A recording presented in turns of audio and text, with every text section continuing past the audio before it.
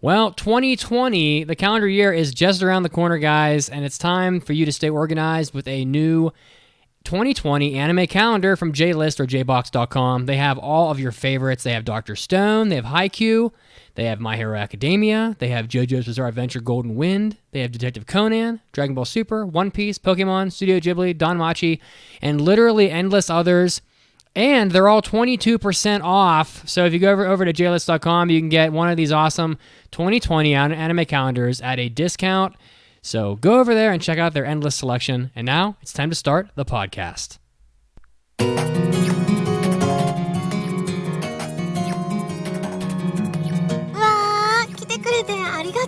You're listening to the Anime Addicts Anonymous Podcast. Take your anime addiction to the next level at aapodcast.com/join. And now, here are your anime addicts.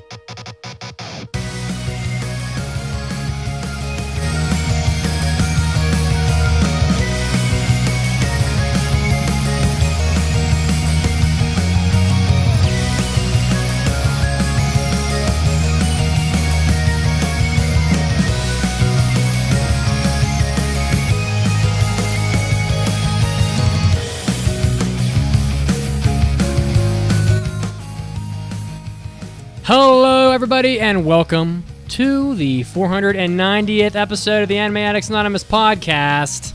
Getting up there. 10 more weeks, and we'll be at 500. Wherever you are, whatever you're doing, whether you're at the grocery store, maybe you're at work, maybe you're stuck in a really terrible commute.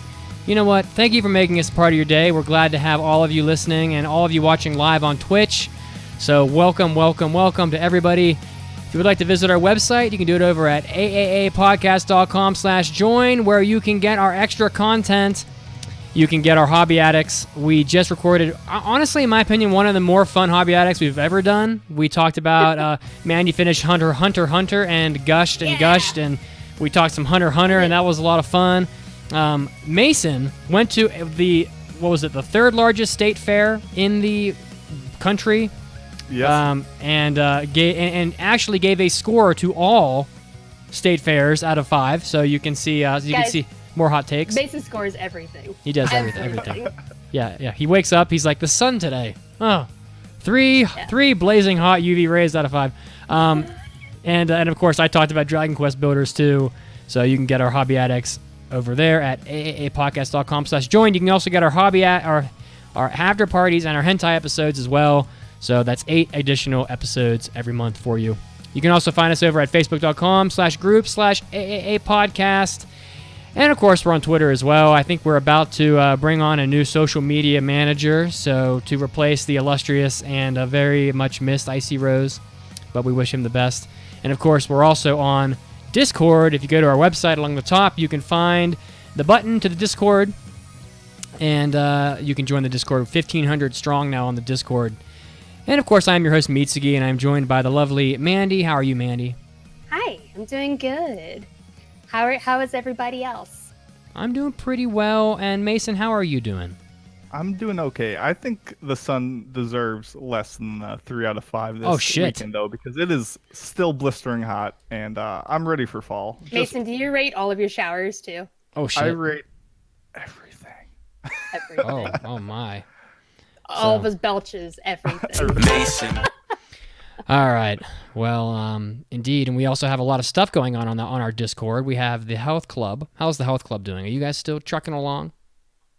We are. This is the final week, though. The show just wrapped up, and as amends for missing a week, I have uploaded a very embarrassing but funny video for people to follow for the final program. Oh, did you show that finally?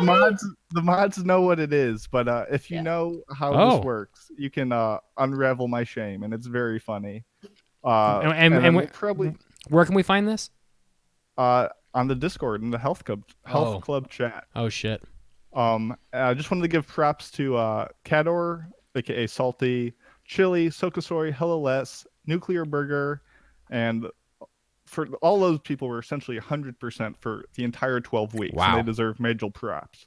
But there's a ton of other people who were there week in and week out, and everyone who participated, props to you guys. I deserve shame. because I dropped out very, very quick. Shame. I actually didn't drop out. Like I never You were quit doing working. your own workout. That was fine. I never quit working out ever, but like I just kept forgetting to go in there. So I am a big disappointment. But I never forget to floss my teeth. I'll tell you that right now. Oh, there you go. Never. That's the most important. It's very important. The Manga Club. How's the Manga Club Yeah. doing? Manga Club was a lot of fun last week. We did Claymore, and we had a lot of fun with that one, and we had a pretty decent turnout for it. Our next club will be for Chihaya Furu, which will be the first 2 volumes of let me try that again. Chihaya Furu. And the discussion will be on October 2nd. And so you can go to our Discord and go down to the Manga Club channel and check the pin notes for all the chapters that you'll need. And there's also a list there that says some other upcoming manga that we have. And so you can get a jump start on those if you would like. And I should say very timely because the fall anime season is upon us, and Chihaya Furu Season 3 is one of the titles. So we also have the Anime Club. This week in the Anime Club, they are meeting for Millennium Actress, which is a very illustrious film from the late Satoshi Kon. So you won't want to miss out on that on Wednesday at 10 p.m. Eastern on the Discord. So you know what? I mean, just head over to the Discord. There's just too much going on for words. We can't possibly are get anime into it. School. Yeah, it's basically yes. And for those of you, before we get started, for those of you that are watching live on Twitch, thank you for tuning in. Please follow us on Twitch. So if you're watching and haven't followed yet, please click the little heart button or whatever you do on Twitch to follow, and we will love you endlessly for that. On this episode, we are going to be doing something that could either be very contentious or 100% peaceful. We'll see. But we are going to be. I have created a tournament bracket of the 5-star anime that we have rated since we began doing the pass-fail system, and most of them. And then there were like 9 total or something, and then we plucked a handful from before that, and we made a tournament bracket, and we are going to be arguing over ultimately which is the top anime that we have ever given a 5-star review to. So that should be pretty exciting for the main topic, and we're also going to be reviewing Isekai Quartet as a review, which is an anime short comedy. It's pretty fun, so we're going to be getting into all that. Anything else, guys, before we get rolling? No, I'm very excited for this topic. I do want to shill, though, really quickly. Please forgive me. My band just came out with a new EP. You can find it at any music streaming site that you use. Look up the band So Infamous, S-O space Infamous. And we'll give it a shot. Please make us look like we are popular, and I will love you even more than I possibly can. Thank you. Help out Mason. So go check it out. Yeah. All right, guys, let's get rolling. おー、大ニュースです。It's time for big news of the week. Well, I thought it was time to give KyoAni some happy news, because they need happy news. So, the 34 people that were previously in critical condition in the hospital from burns and other injuries are no longer in life-threatening condition. All 34 people. So the Kyoto News Service reported on Wednesday that as of the 34 injured people in that July 18th fire at the KyoAni Studio One building, they're all we're all recovering, so but no one's in like critical life-threatening condition anymore. Some injured victims with severe burns are still in the ICU, in the intensive care unit, but all victims are progressing, so that's really good. Just want to throw that out there, as that seems like big news to me. Also, there has been a crazy amount of money raised for KyoAni. Like, wow, $23 million so far for KyoAni, which is just mind-blowing. I mean, $3 million of it coming from the Animate company alone, so good on the Animate company. $2.4 million coming from that GoFundMe that Sentai Filmworks started to help KyoAni heal. So to $23 million. I mean, that is a lot of money, and probably it's enough to at least replace the physical assets that the company lost. You know, they could probably buy an entire they can probably buy a whole new building for way less than $32 million and then $23 million. So good news for KyoAni. You know, I know we're all looking forward to when they will be able to, you know, dazzle us with their incredible animation quality and, you know, creative works. So I'm sure that they're also probably working as hard as they can to get back to that. But just good news all around for KyoAni. Anything else on that, guys? Are we feeling happy? No, unfortunately, the people can never be replaced. But well, yeah, of course. But yeah. But at least for the ones are still recovering and making progress. I mean, that's to me that's the only story worth like following at this point. Yeah, I mean you can never replace the loss of life, but there's a small ray of like happiness in the, you know, a dark cloud, I guess, or whatever metaphor you want to use. So okay, well, we were going to have the lovely Enzo today, but he is very predisposed with his job. It is busy season for dear Enzo. He looks so happy right now. Oh yeah. We got a video from Enzo from his office, and he looked thrilled, I'll just say. So just know that he's probably here in spirit, maybe even watching live. But we're gonna leapfrog right over his Enzo Senpai Notice Me corner and head straight to the Mandarake shop with Mandy. So let's jump right into that. いらっしゃいませ。Welcome to the Mandarake shop. ごゆっくりご覧くださいね。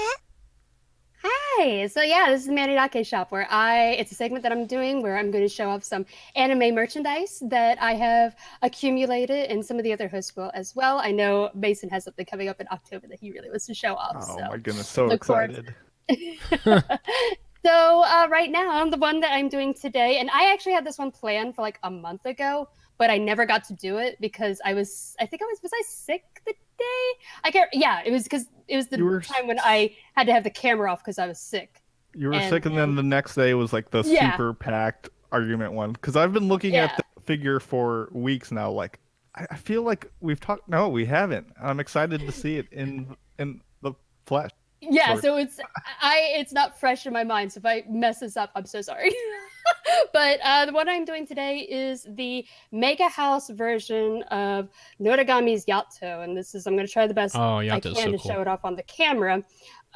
So this figure, for people who are listening, it is a figure by Mega House, and I'll put up pictures in our Discord, and also you can check out our show notes.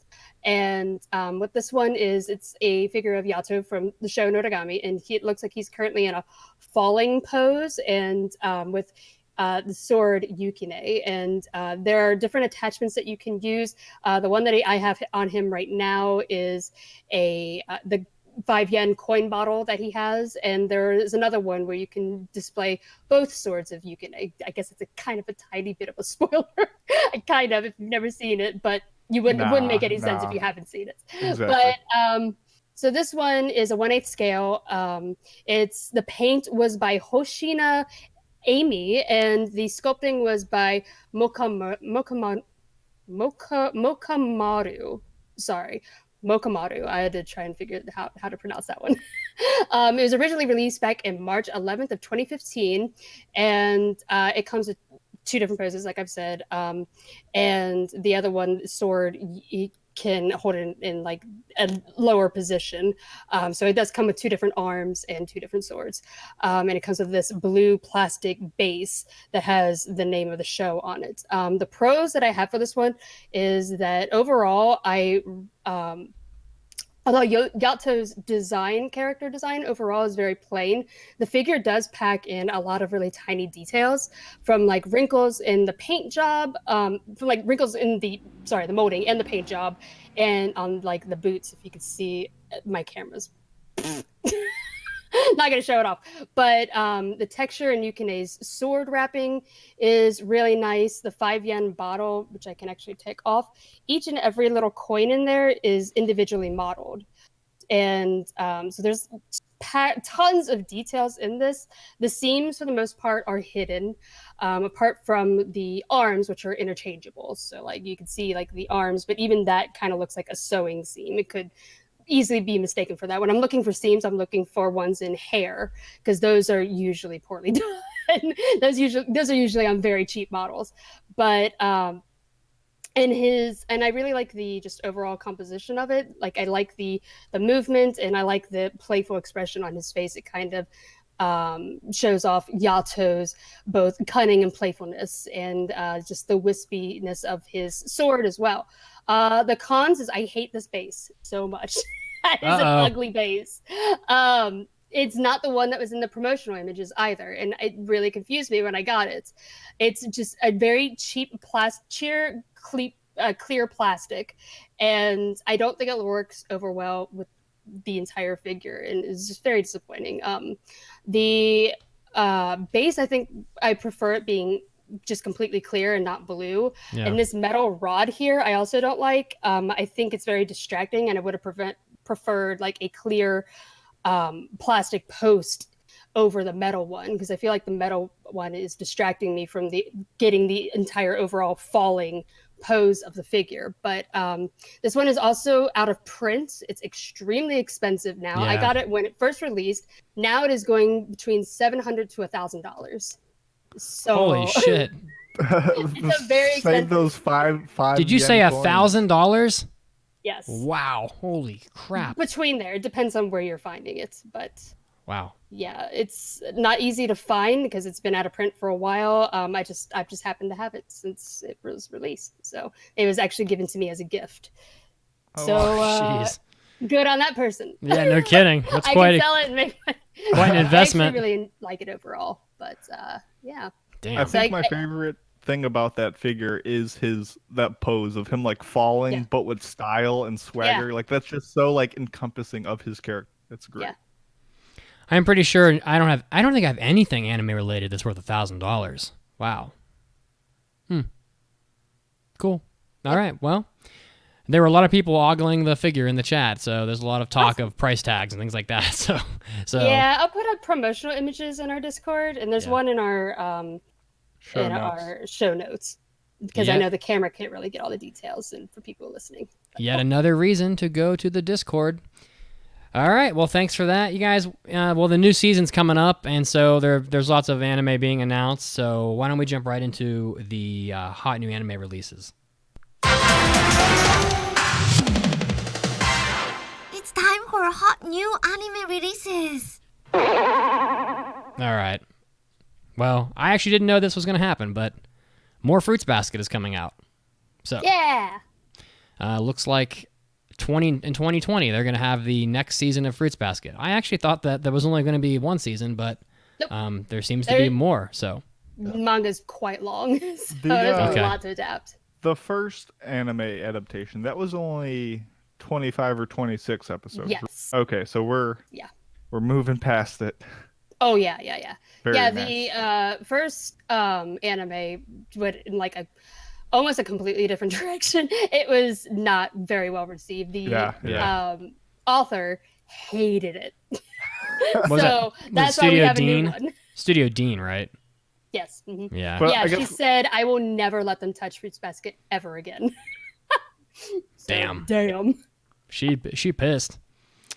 Okay, well, so for those of you that are fans of Fruits Basket, there's more coming in 2020, so that should be exciting for everybody. Most of these are like, for 2020, because, we're just about there at this point. Yep. This next one could be very popular. The manga Runway de Warate is receiving a TV adaptation, so the Smile at the Runway is the English title, about a girl named Chiyuki, who is an aspiring fashion model, and she's the daughter of somebody who works at a modeling fledgling agency. And ever since she was little, her dream was to be the star model of her dad's agency and perform at the Paris Fashion Week with great looks and some gifts related to fashion. It seems like she was on the right track to fulfill her dream, but she soon found herself faced with a seemingly insurmountable wall when her height stopped growing at 158 centimeters, which, let's see, I was trying to figure that out. That's 63 inches, which is 6'3", roughly, or 5'3", roughly. So 5'3", not being very tall for fashion, I guess. And it's taller than me. Yeah. Well, and Yeah, so it seems like just sort of like an interesting premise, something you don't see every day. It could be good. I watched the PV and it has I'm assuming one of the dressmakers like stitching with like tons of speed lines behind it, which is I thought a funny look, but we'll see. It could be good. It I would sounds definitely different watch at least. this. Yeah. The studio and the director are kind of new, Nobuyoshi Nagayama and Studio Azola, who have like done only a couple things, including like Sonon Deska, which I think was fairly recent. So Mandy's like, maybe I'm not gonna watch it. Yeah, right. So we'll see. You know, they're a new studio, so maybe they're gonna. How many models will get a vegetable shoved on their ass? Are they gonna piss in each other's mouths? Is the question. Oh It's industry, my baby. It's good industry. lord! Wow. Anyway, Well, wow. If that's the tenor of that show, then they sure fooled If it's me. anything like Sonon Deska, Which I did not watch, but highly maybe doubt I that should. I'm just kidding. I don't think it is. Maybe I should watch Sonon Deska. Who knows? I'm just kidding. So let's see. It sounds like or it'd am be I? your show. Could be. So another manga, this one sounds cute. Maojo de Oyasumi, or Sleepy Princess and the Demon Castle. I kind of feel like you talked about this. Did you talk about this, Mandy, already? Yeah, I did a manga minute on it a long time ago, ages ago. I think it was one of my first manga minutes, at least one of the first 10 that I've done. I did. Yeah. Just further proof that the anime industry is indeed watching and listening to this podcast and are sniping selections from Mandy's Manga Minute. A captured princess just wants to get a good night's sleep. She's imprisoned in the castle of the Demon King. All spoiled. She's a spoiled princess named what is a tough name? Cialis. So she just wants to get a good night's sleep, kidnapped by the Demon King and imprisoned in his castle. She's very bored and she decides to while away the hours by sleeping. But getting a good night's sleep turns out to be a lot of work, and she begins fashioning a do-it-yourself pillow out of the fur of her teddy demon guards and an air mattress from Magical Shield of the Wind. I don't know, it just sounds like a very unique premise, and I wish we knew what episode you did the Manga Minute on so we could go back and listen and go back and... Icy Rose! Yes, Icy Rose. What episode did we do? If he knows that, I will fall out of my chair. It's on my list. I just don't know what episode it was. So very cute little story. But what genre would you call this? Because I'm not really sure. I don't know much about it. Just gag comedy, I guess. Gag comedy. Got it. Yeah. Pretty much. Well, she looks very cute. I'm assuming it's gonna be a short because it's like I don't think it was a 4-coma, but the chapters were very short. It went like from like just joke to joke to joke. Pretty much. Rapid fire. Yeah. Machine gun joking. So Sleepy and I love the title. Sleepy Princess and the Demon Castle is just a great title. So lots of stuff being announced. There's some for really 2020. funny moments in it. Yeah. Yeah. Okay. So there's a lot more. You know, we've got more in the news break of animes that have been announced, but I just picked the ones that were getting the most talk online. So, and those were the 3. So. Trivia this week. Who wants to do the trivia? Because we have a winner now. We're at the end of the current round. I can do it. So the answer for this week from the online trivia was Paradise Kiss. The winner for the week was Golden Jedi Link. And the winner for the month was Black Kid Boo. Yay! Congratulations. Congrats. Yeah, the theme was anime cars, and it was just like a picture of George's Jaguar XKE. So it's pretty cool. Nice. Pretty cool car. And we have a new theme as well. That's Anime Heroes in quote unquote honor of One Punch Man. Well, So yeah. he is a go hero. To the AA podcast website to find that. But in addition to that, we have the In-Show Weekly trivia, which means nothing except for your pride. And the question for this week is, well, do you want to say this one, Mandy? Yeah, let me do it. In honor you got of this. my new favorite anime. That's right. Hunter x Hunter. What type of Nen user does not exist in Hunter x Hunter? Manipulator, transmuter, enhancer, enforcer, or specialist? And don't go anywhere because we're going to answer it after the break. All right, stay tuned for our 5-star review tournament, so to speak, and much more. So we'll be back in a minute.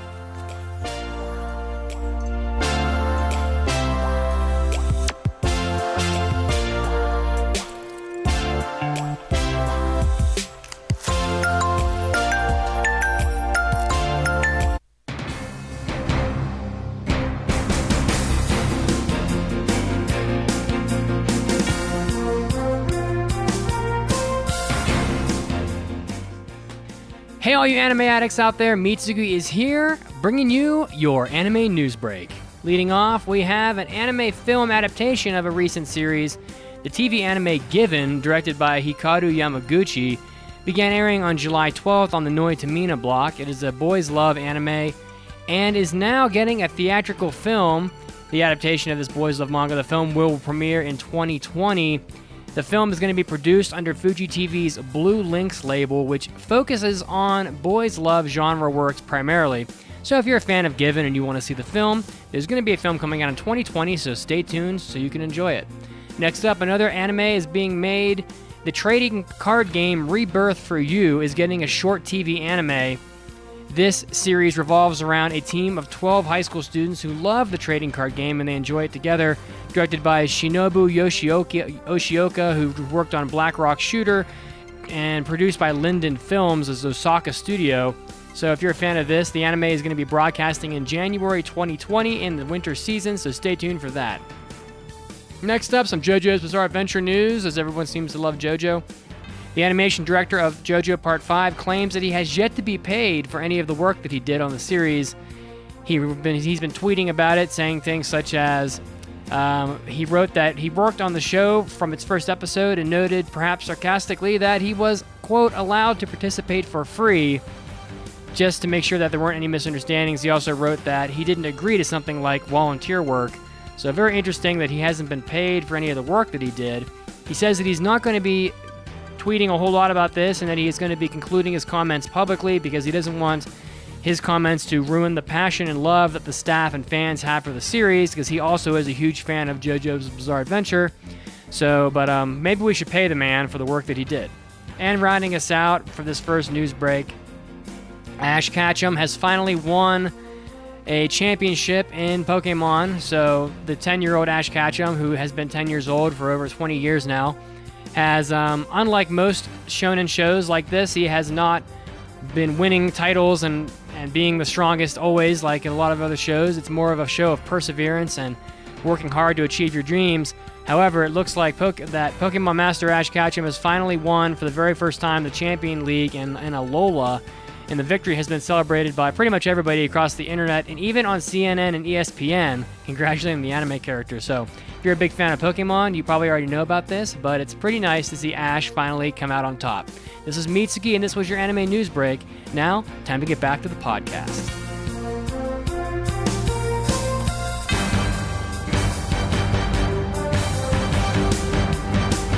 My friends are annoyed because they think I have forgotten their actual names.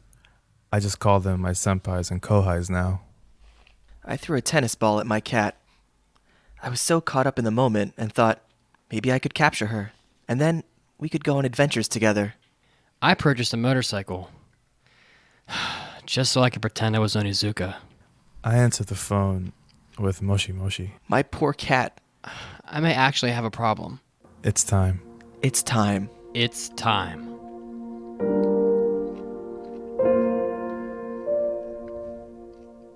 Hello, I'm Mandy from the Anime Addicts Anonymous.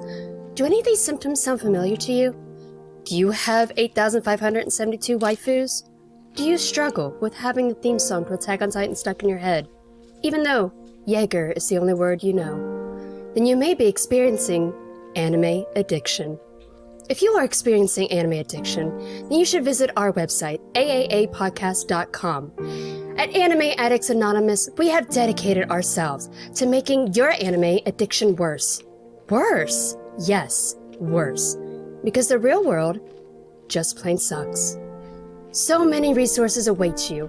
For just $5 a month, you will have unlimited access to our Hobby Addicts episodes. You will also have access to our hentai episodes, where you can watch a hentai along with us and hear our commentary. Give our after party episodes a listen, where you can hear us struggle to talk about our boring lives outside of anime. That $5 will go to helping us spread anime addiction throughout the world. Yes, it is time for you to make your anime addiction worse. .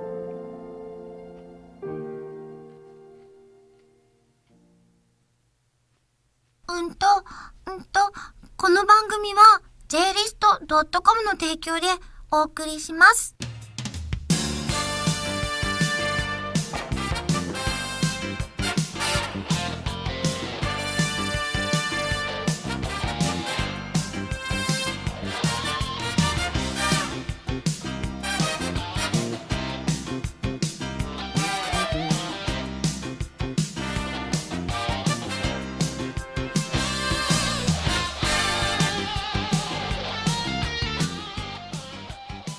Welcome back to the podcast.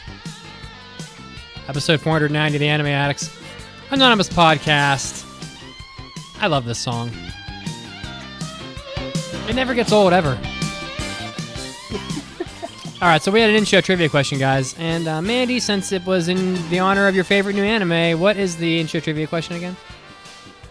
I scrolled away from it, so give me one quick second. So yeah, before break we asked, in honor of my new favorite anime, Hunter x Hunter, what type of NEN user does not exist? Is it manipulator, transmuter, enhancer, enforcer, or specialist? And the answer is enforcer. I'm playing the air keyboard. Got it. All right. Yep, it was enforcer. That is not a thing. Okay. Yeah. All right. So before we get to the main topic, and we're all looking very forward to it, we have a couple more short segments here to go through, and we hope you enjoy them. So excited for this one. Speaking of the I've seen this one coming for a while too, and I'm excited to hear Have your you read take on it? it. A very little bit. I've only seen mostly. Did you screenshots. laugh? I chuckled. I Yeah. laughed. Did you say I tried to laugh? No, I chuckled. Oh, okay, I gotcha. speaking I of the said manga try. minute, let's do the manga minute with Mandy. How about that? And now, let's take a minute for the Manga Minute with Mandy. Take it away. This is Mandy's Manga Minute, where I'm going to take a minute to tell you about a manga to help you find something new to read. And this one is The Way of the House Husband. He was the fierce member of the Yakuza, a man who left countless underworld legends in his wake. They called him the Immortal Dragon. But one day, he walked away from it to travel another path, the path of the house husband. The curtain rises on this cozy Yakuza comedy. Man, The Way of the House Wow. Husband is a fish out of water comedy manga written illustrated by Kosuke Ono. It is still publishing with one volume available in English. The series just started up in February of this year in Japan, and the English volume 1 just recently came out like 2 weeks ago. Or maybe it was only a week ago. It was very soon. But the series is brand new, and I picked up the first volume and I read this in like 10 minutes. It's a very fast read. But the comedy in this manga revolves around our main character, Tatsu, who used to be a Yakuza boss. And now Tatsu has dedicated himself to taking care of the house while his wife is at work instead of being a Yakuza boss. And he deals with normal everyday chores the only way he knows how. And cleaning up the house, buying new cooking knives, or hiding something that the neighbor's kid broke are all dealt with in a Yakuza fashion. So the comedic timing in this manga and how the art style changes when Tatsu is starting to get real serious all leads to a hilarious comedy manga, and it's a very fast read. Like I said before I finished this in like 10, 15 minutes. But it's mostly art with very sparse dialogue, and I found the first volume just to be hilarious, and I can't wait for the second one. I definitely recommend it if you are looking for just a goofy, good comedy, because like moments like this where he's burying a toy in the backyard like it's a body and just scarring this kid for life is the best. I laughed out loud at this. That sounds like something I would enjoy. With all like It's the Yakuza great. people and the Yankee boys. Highly recommend it. Yeah, it's got your Yankee aesthetic with this dude who like glares with like scars on his face with big glasses at like a Roomba as it like goes around his little room. Yeah, when he's talking to it, he's like, "We brought in the heavy duty for this kind of situation, but they haven't proven myself to me. You think you're up to it?" He turns on the Roomba and starts going. Bud and Bobby the Breaker. I love it so much. Just the dichotomy between his situation and how intense he is about it is funny. All right. So that's The Way of the House Husband. Interesting.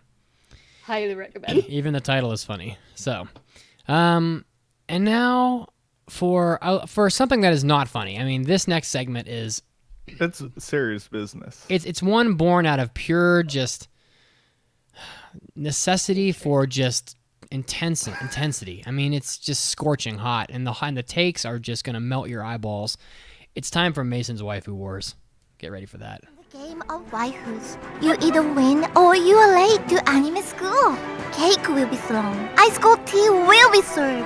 Who will be top in the class and who will be flunked in Mason's Waifu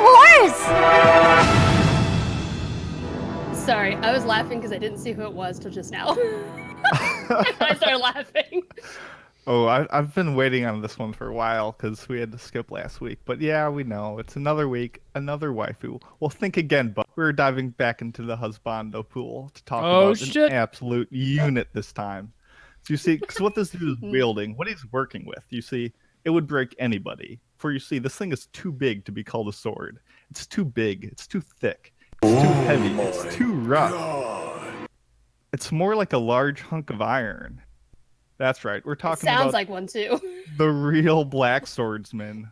This is Guts from the dark fantasy landmark series Berserk. This is one of Hey girl, you're looking so fine.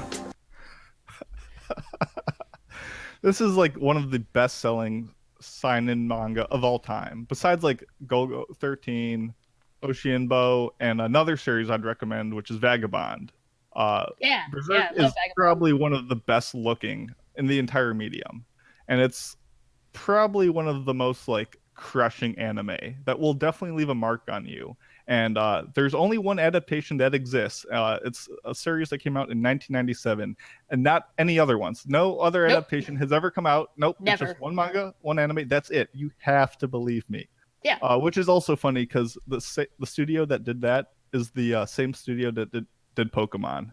So it's kind of funny. Wow. that Pokemon I didn't know that.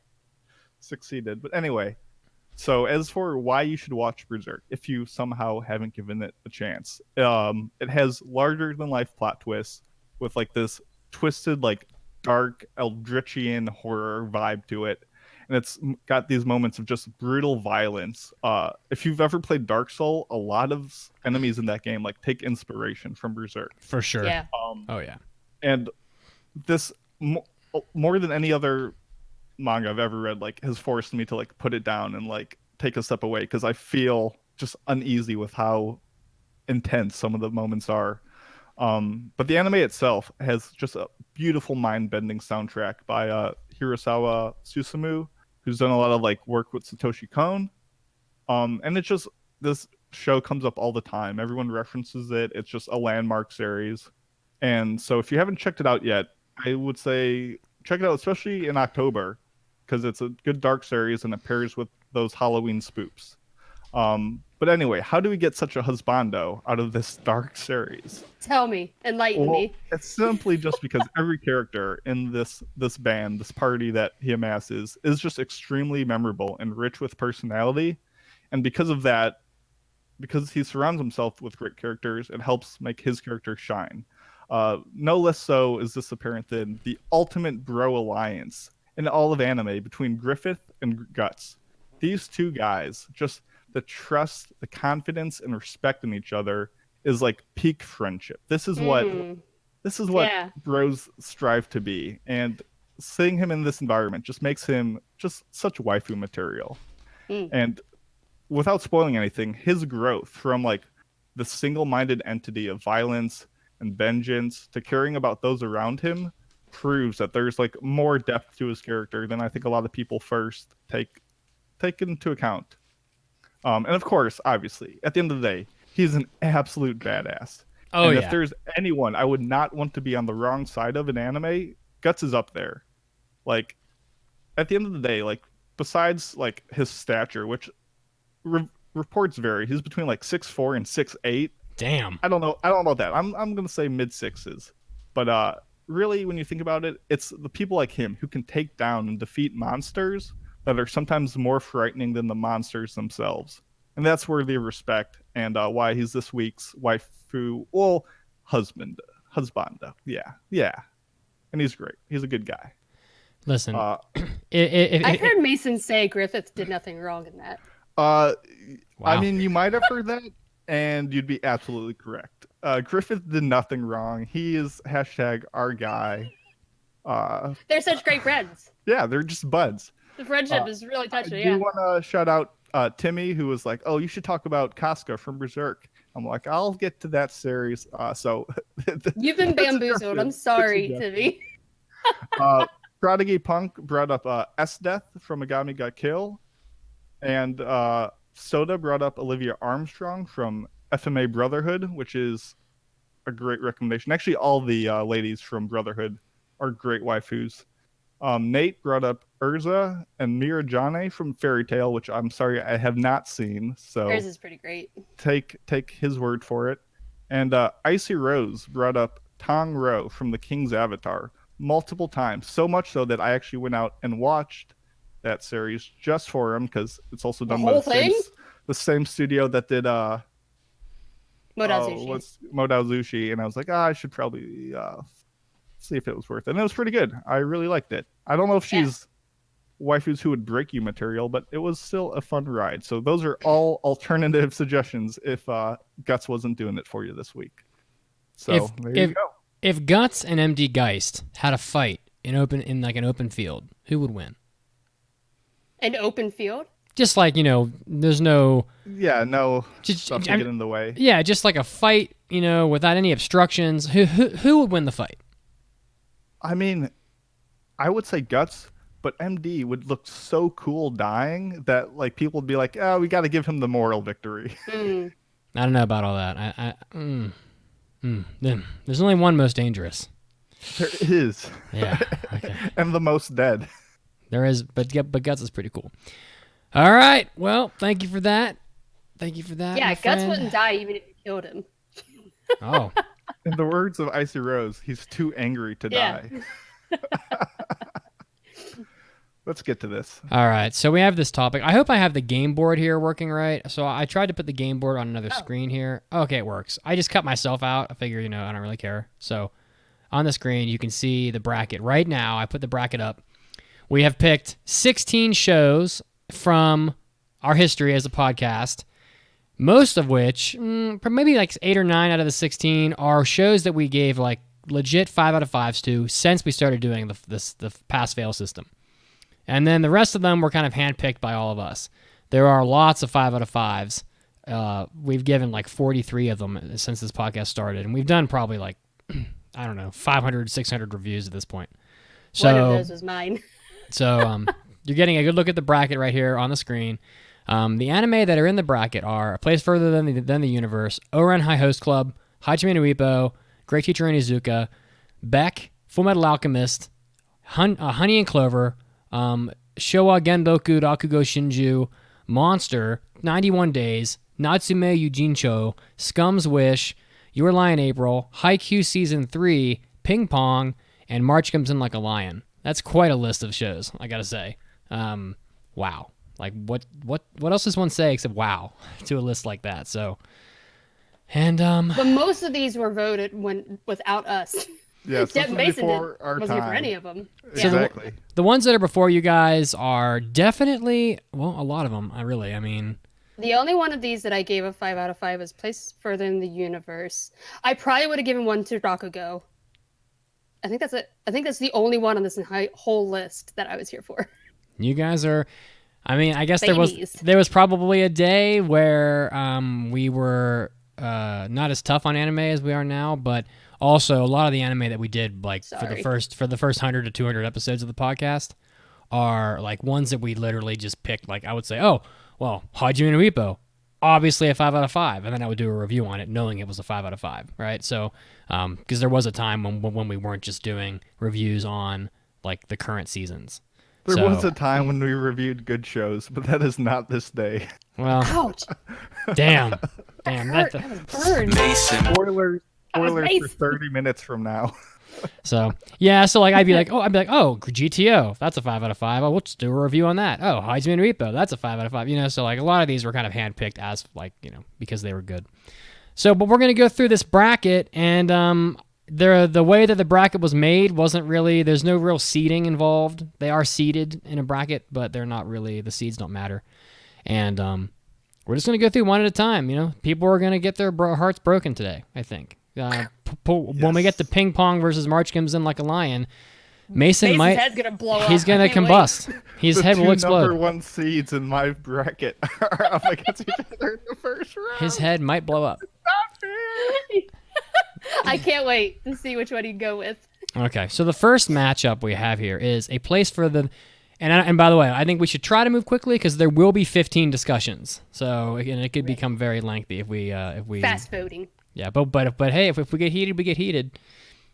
A place further than the universe and Oran High School Host Club is the first matchup. So, and the new versus the old. So, I don't know. Does anybody want to make a case for either of these? A place further than the universe was a pretty heavy favorite from recent years as far as being like a top anime. So yeah, that's the only one on this list I actually gave a 5 out of 5 to, for that I was here for. So obviously that one has my vote. But like the only other one on this list on my own personal list that I've given a 5 out of 5 to is Rakugo. March I gave a 9 out of 10. Like there are some of these are really good. I think almost all of these shows. But Place for the Universe is one of the only ones I actually gave a 5 out of 5 to. I mean, I love Oran High, but Place for the Universe I actually gave me I was really emotionally attached to that one. So Sure. I mean, Oran's fun. I wouldn't. Yeah, that's where I'm at. Mason, what do you think? I think if you definitely watched Oran and remember it finally from back in the day, I could see how people really love that series. But I honestly I gave a Place Further a 4.5 out of 5 in my personal viewing, and I thought that was a great series. So while Oran is good, and I'd recommend watching it because it feels like a breath of fresh air, especially for its twist on the genre, I've got to give this to Place Further. Yeah, I'm not gonna apply any kind of argument here. I more or less agree with you guys, so I'm just gonna go ahead and give Place Further than the Universe the highlight here. I think some of the themes of A Place Further were pretty serious stuff, and so I think it deserves the credit that credit. So it's got penguins. It's got penguins. It won. Yeah. I'm actually gonna pull up the bracket website here, and I'm going to do the bracket as we talk so that we can see the updates on it as we go. Okay. The mods also did A Place for the Universe goof. Oh, You guys should my watch it. god! Yeah, I remember that when we went to New York City. We matched the opening. Yeah. Okay, guys. The next matchup is one that pains me greatly. This is your hill to die on. Yeah, this ain't mine. I may cry. And it's Hajime no Ippo versus GTO. One of the, if not the, in my opinion, the GOAT of sports anime versus an anime that has one of the GOAT characters in it. In that Onizuka himself is just legendary. Most people who watch GTO just love him. Hajime no Ippo just being just thick, incredible sports drama. Thick. Very thick. And it just has moments in it that are just spine tingling. But GTO's story doesn't slouch either. It's a pretty solid story. So, oh my God. It's really painful. I think that for me, and I'm gonna go first. That way we're not all going in the same order. I'm going to give it to GTO, and the reason for that is because the last two seasons of Hajime no Ippo have not been, and I guess I'm kind of including that in this. They haven't been great, and there's some sections of Hajime no Ippo that are a little not as great as others. But I mean, Hajime no Ippo to me is a show that when it's good, it is freaking amazing. The Sendo fight is just, I mean, one of the top sports moments ever in anime, and but then there are some spots in Hajime no Ippo that aren't as good. But I mean, for me, Onizuka was a character that was foundational to my love of anime from the beginning, and I just got to give it to Onizuka because I can't think of any character that's cooler and more enjoyable to watch than he is. And has such a depth of character. If you put Ippo and Onizuka next to each other, in my opinion, there's no comparison. Ippo's a great character, but Onizuka has a depth that Ippo can't really match. So I'm gonna give it to GTO. I can go next to put the pressure on Mandy because Ooh. while I think that GTO has some great moments and definitely has a phenomenal legendary opening, Oh yeah.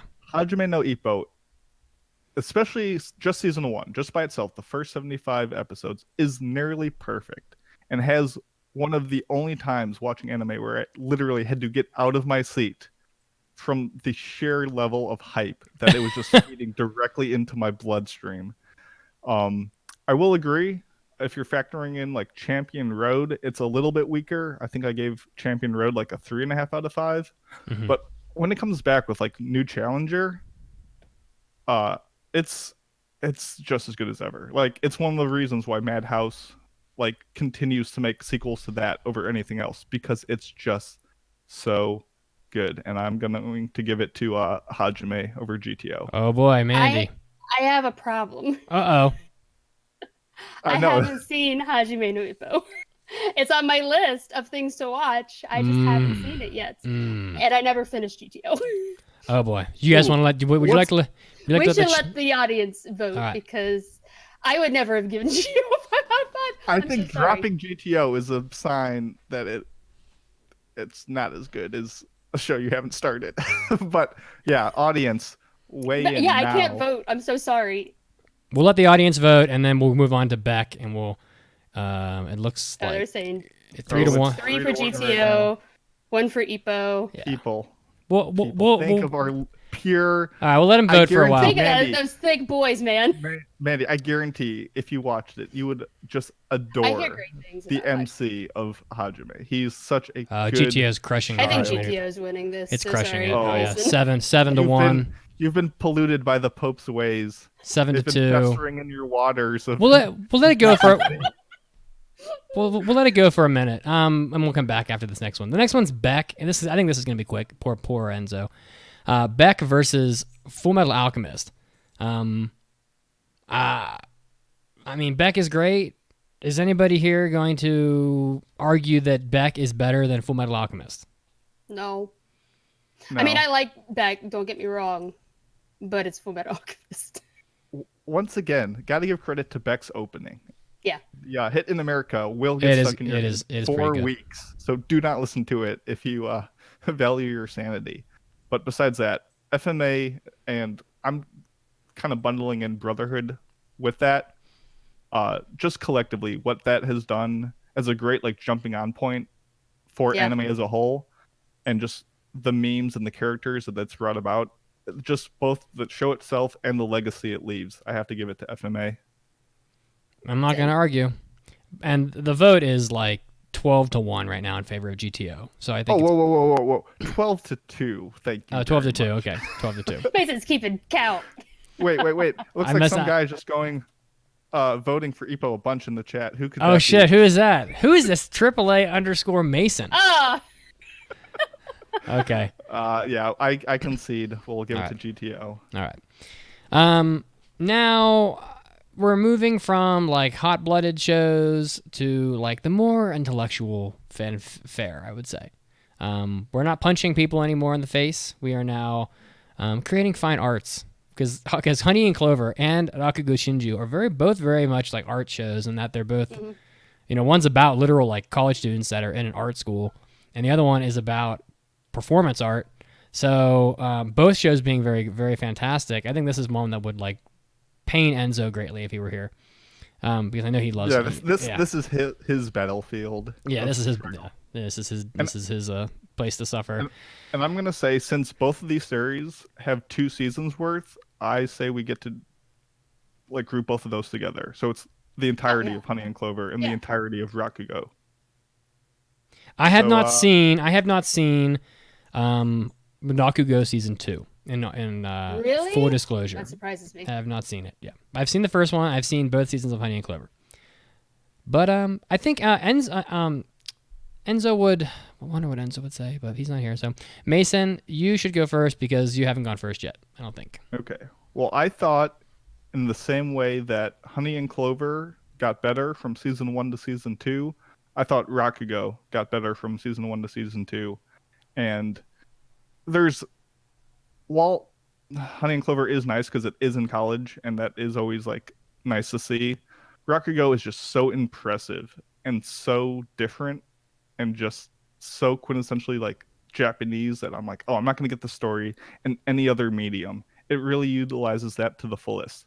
And obviously, I'm going Rakugo Shinju. It's just so damn good. Yeah, for me, this really isn't a contest. I liked Honey and Clover, don't get me wrong, but Rakugo Shinju was like a work of art for me. So, yeah, out of all of these, that's the easiest one for me. That was a 5 out of 5. So I have to go Rakugo. For me, it doesn't matter really, but the scene at the end of the first season of Rakugo Shinju, where he's like tying in his alcoholism and all that performance of Rakugo was like blew my mind, to be honest. The voice acting alone was just like, I mean, what the hell? Like, I don't even know how to describe how good that was. And I haven't seen Honey and Clover in a long time, but based on how I've been watching anime lately, my suspicion is that if I were to watch Honey and Clover again now, I think I would be bored. That's unfortunate, but that's how it is, because it's a very slow slice of life, if I recall. Slow. So I'm gonna have to give it to Rakugo as well. Kind of surprising to see Honey and Clover go out in the first round, but that's what happens when you run into a buzzsaw. So we're gonna have to go with Rakugo Shinju. This next one will take approximately 12 seconds. And it is Monster versus 91 Days. And I watched the first 2 episodes of Monster last night because I was showing my girlfriend. And this anime is like fucking insanely good. Like, I don't know.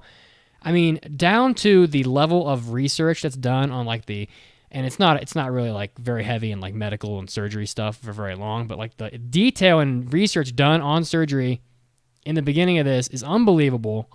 And this is an anime that is like gripping from the second episode. I mean, you won't be able to stop, and it's they almost put Monster on AMC, I believe, of several years ago, and they got canceled for some reason. But back then I mused about it, and I said, it makes sense because Monster it doesn't feel like an anime because it has nothing about it says, oh, this is an anime to you. There's no blue-haired people, like blue-haired characters. It's not set in a school. It's not shonen. It's not isekai. It's just like everything about it is just like a real-life suspense thriller. And this anime is freaking insane. And the manga is like one of the greatest ever. Rated like top 5 everywhere you look. And so I can't possibly come up with a reason to not say Monster over 91 Days. I'm actually not sure how 91 Days even got in here. If I'm being honest. What do you guys think? I mean, I haven't seen 91 Days, so I have to default to Monster. I am not the biggest fan of Monster in the world. And how dare you? I'm just gonna obviously Monster is the better anime. I'm just gonna do a fool's pick and say 91 Days is better only so people should read Monster over watching it. Yeah, I agree with that. As great as Monster is, this dude's manga, all his works from 20th Century Boy to Pluto, is so much better that if you're really considering getting into the series at all, read the manga. But agreed. But yeah, so obviously Monster is the better series. Do you guys think Monster would have been a great TV show if they put it on like AMC? Live action? Yeah. Yeah, live action. I say so. Yeah. I'm trying to look through the list now. Actually, a lot of these on this list would make pretty good live actions. Except for Natsume. Which is coming up next. There's no way to do Natsume live action. So the next matchup is Natsume Yujincho versus Scum's Wish.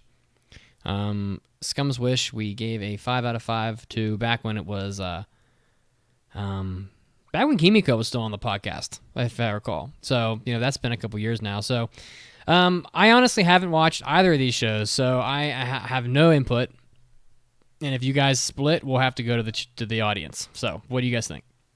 I don't think we're gonna split. So no, we're not. Kuzuno Hankai or Scum's Wish is definitely stylishly produced, and it's got very much like a love-hate thing. Like you either really like literally the scumminess and like I don't know, darker side and looks into these character lives. Yeah. But Natsume, especially season 3 and 4 is my favorite. Yeah. Both of those are great, but even on the 5 and 6, like it just maintains a level of quality that is so comforting and relaxing and soothing. Peak comfort. Peak Yashike. And I gotta go Natsume. Yeah.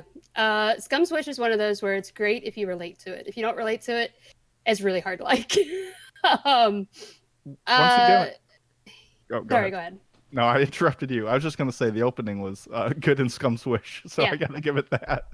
Yeah, it was good. I'm not the biggest Scum's Wish fan. I think I didn't think it was that bad. I think out of a 10, I gave it like a 6, maybe a 7. I don't remember, but Natsume is one of my favorite franchises ever. So, like, I don't know, Natsume always hits me in a very, I don't know, it always manages to put a smile on my face, even despite its very like melancholy and bittersweet moments. It's definitely a healing anime. It's very cathartic in him exploring loneliness and branching out and growing and gaining friends. It's so sweet, and it's just a beautiful series overall. So Natsume, I'm so sorry, Scum's Wish fans.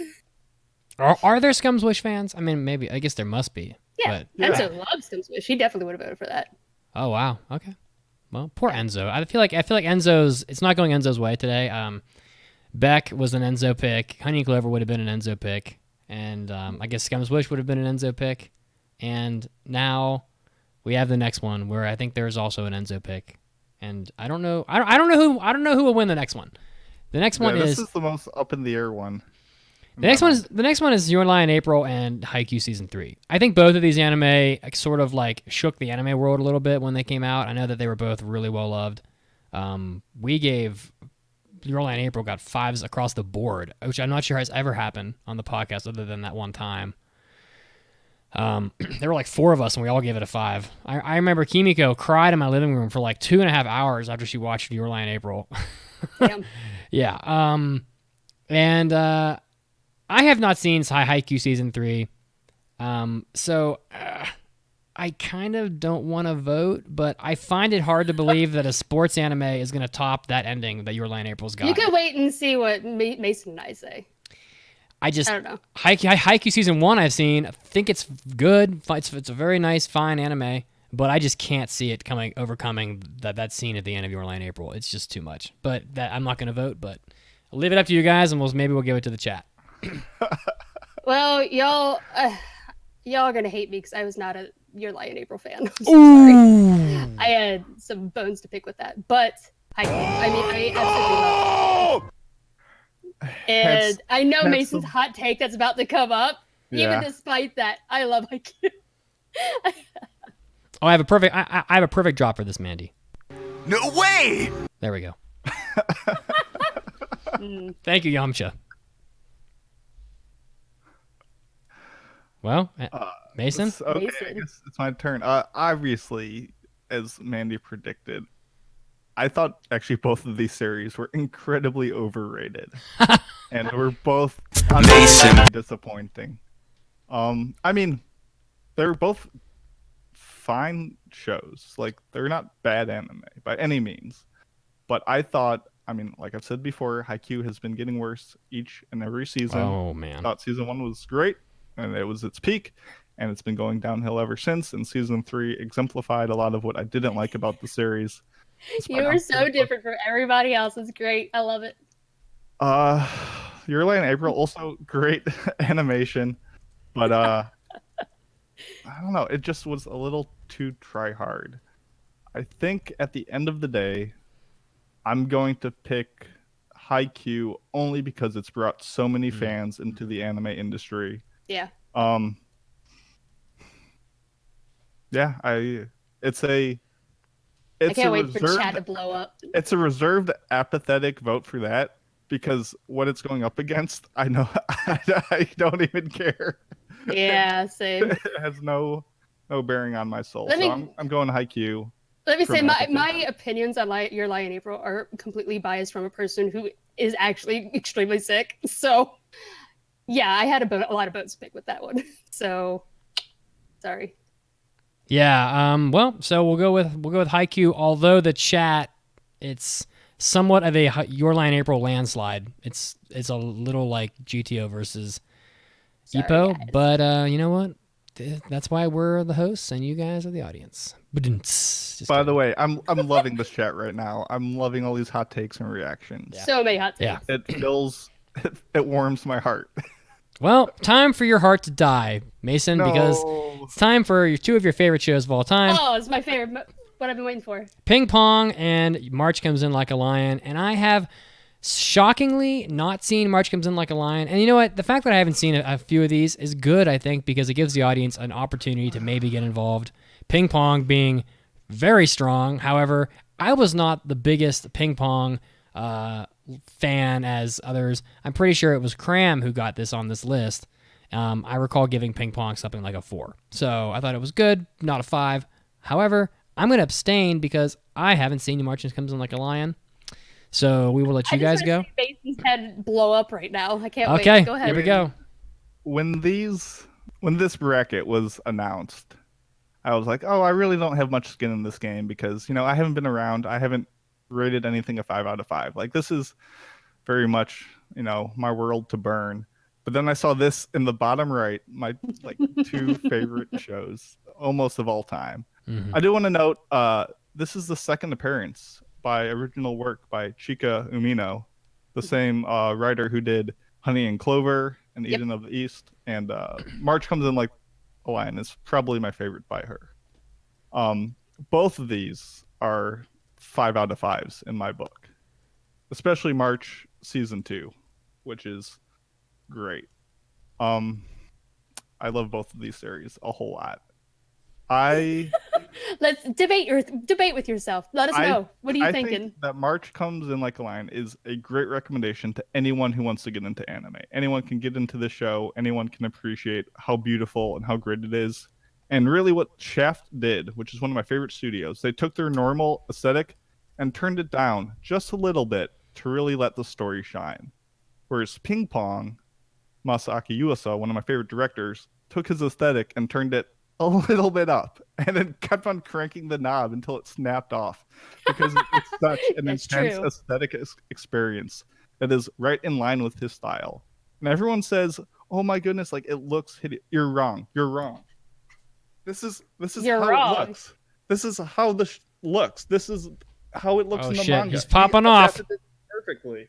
It's so much a great fusion of the writer's works, Taiyo Matsumoto, and Yuasa's art style with the best soundtrack almost ever. It's so good. I love it so much. It has to be Ping Pong. As much as I love Sangatsu, Ping Pong is so much its own thing that I have to give it to that.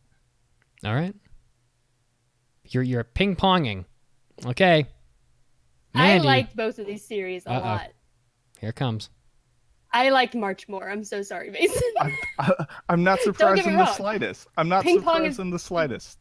Ping Pong is fun. It was great, but I was so emotionally attached to March Comes In Like a Lion. So we're split. I'm so sorry. We're split. I've been collecting votes already, but I want to say just auditorily while we go to the next one, if you please vote for either March Comes In Like a Lion or Ping Pong. A few of you have already voted.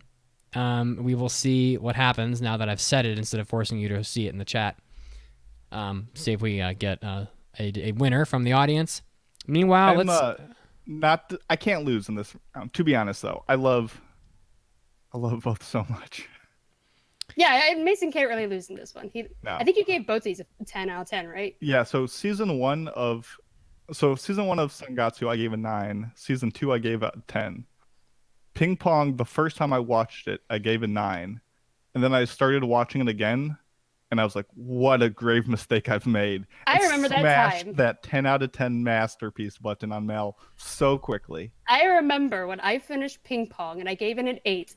The next, not even 2 hours later, I get a message from Mason said, how dare you give it an 8 out of 8? Or 8 out of 10. How dare you? I was like, oh shit, an 8 out of 10? An 8 out of 10 got hate. That's not enough, but It's not enough. love Not it. enough points. All right. I mean, at the So end of the day, it's no to Tommy Galaxy. Am I right? It's true. also apparently I gave Ping Pong a 5, but I'm shocked by that.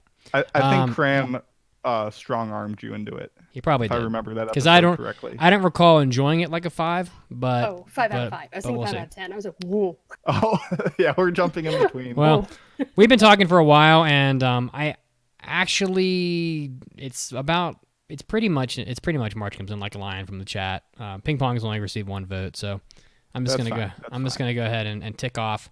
March comes in like a lion, and then we're going to review the bracket real quick as I recapture it from my little document I've got here. See if I can manage to do this without making it look horrible. So I'm going to put it up here for the audience to look at. It looks like we currently have the updated bracket. Ooh, it's very too big here.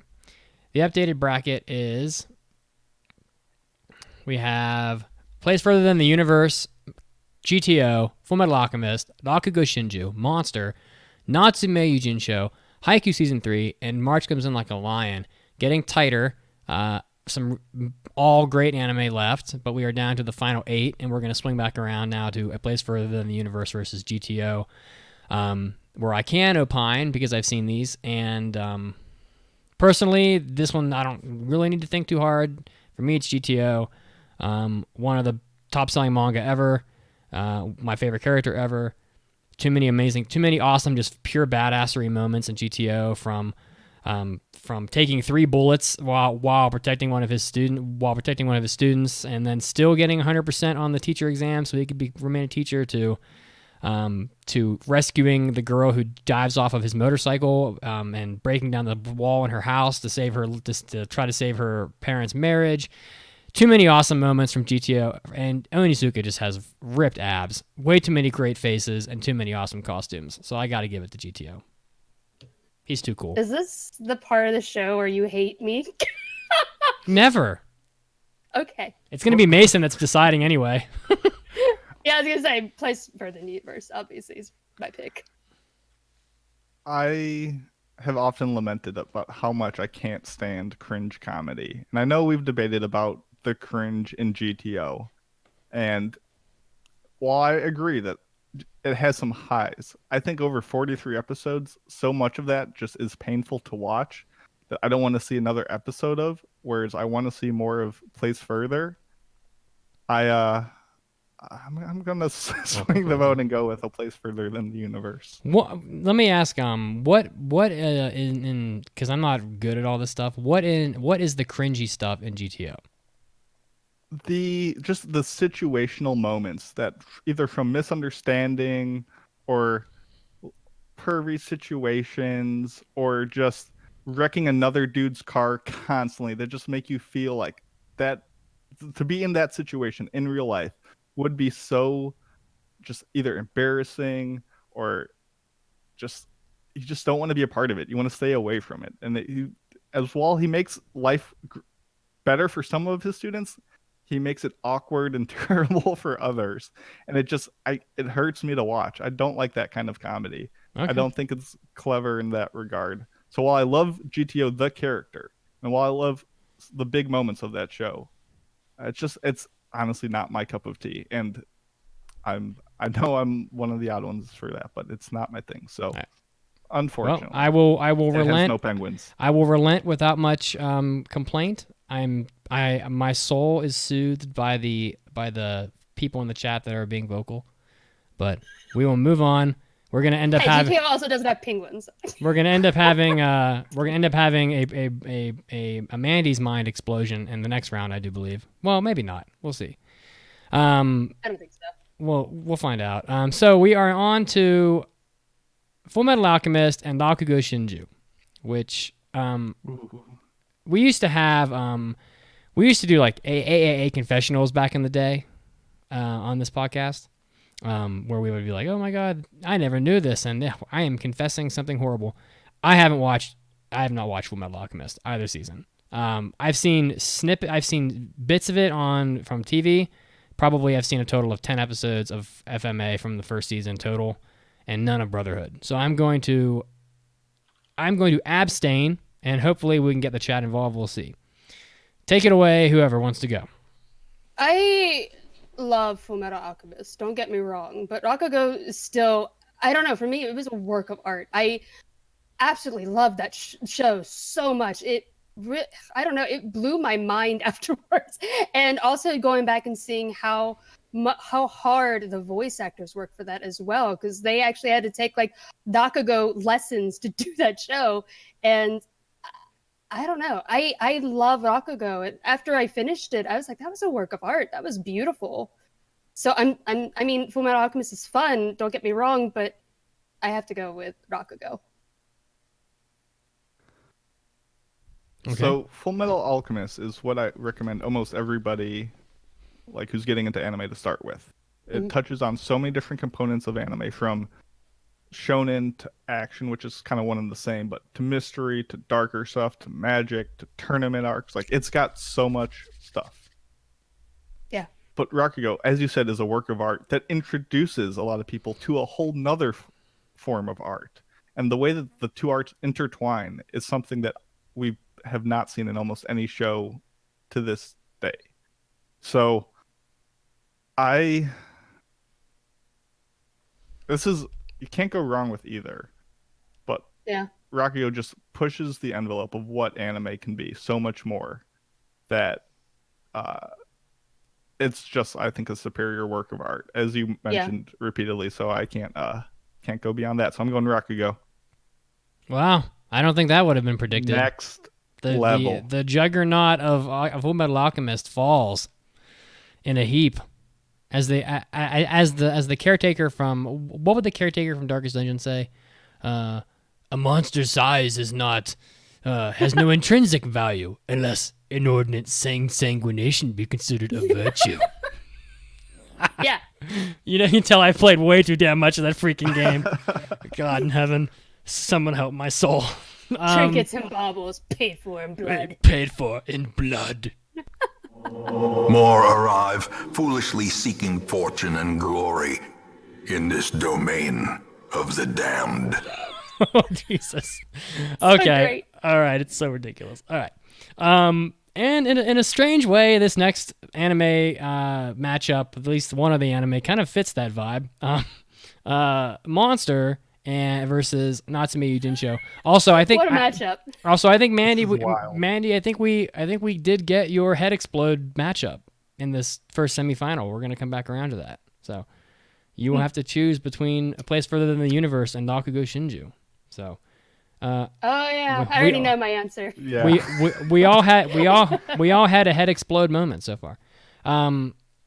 Monster and Natsume. I'm gonna abstain, I guess. Like, I can't imagine. There's almost no anime in the world I would pick over Monster. That would be my pick, but since I have abstained from so many others, I'm gonna abstain from this one as well. And maybe we'll get a chat vote, because I haven't watched Natsume, but the sheer size and just masterful writing that Monster's got, I would pick that, but I'm going to abstain. I mean, you already know what my vote is. I'm very biased. But also, I like Monster, don't get me wrong, but I preferred the manga over the anime. I didn't even finish the anime. I'm so sorry. I have read all of the manga, though. Yeah. The manga is unreal. Yeah. But Natsume has always been so consistent for me as well. Like I would say the first season is probably the weakest part of the whole entire franchise. And it's very long, a very long series. It has 6 seasons of it. So it's so long, but I don't know. I loved every minute of it. And it's one of those anime where if I'm feeling really depressed, I go and watch and it makes me feel better. So I'm very biased here. I'm so sorry, guys.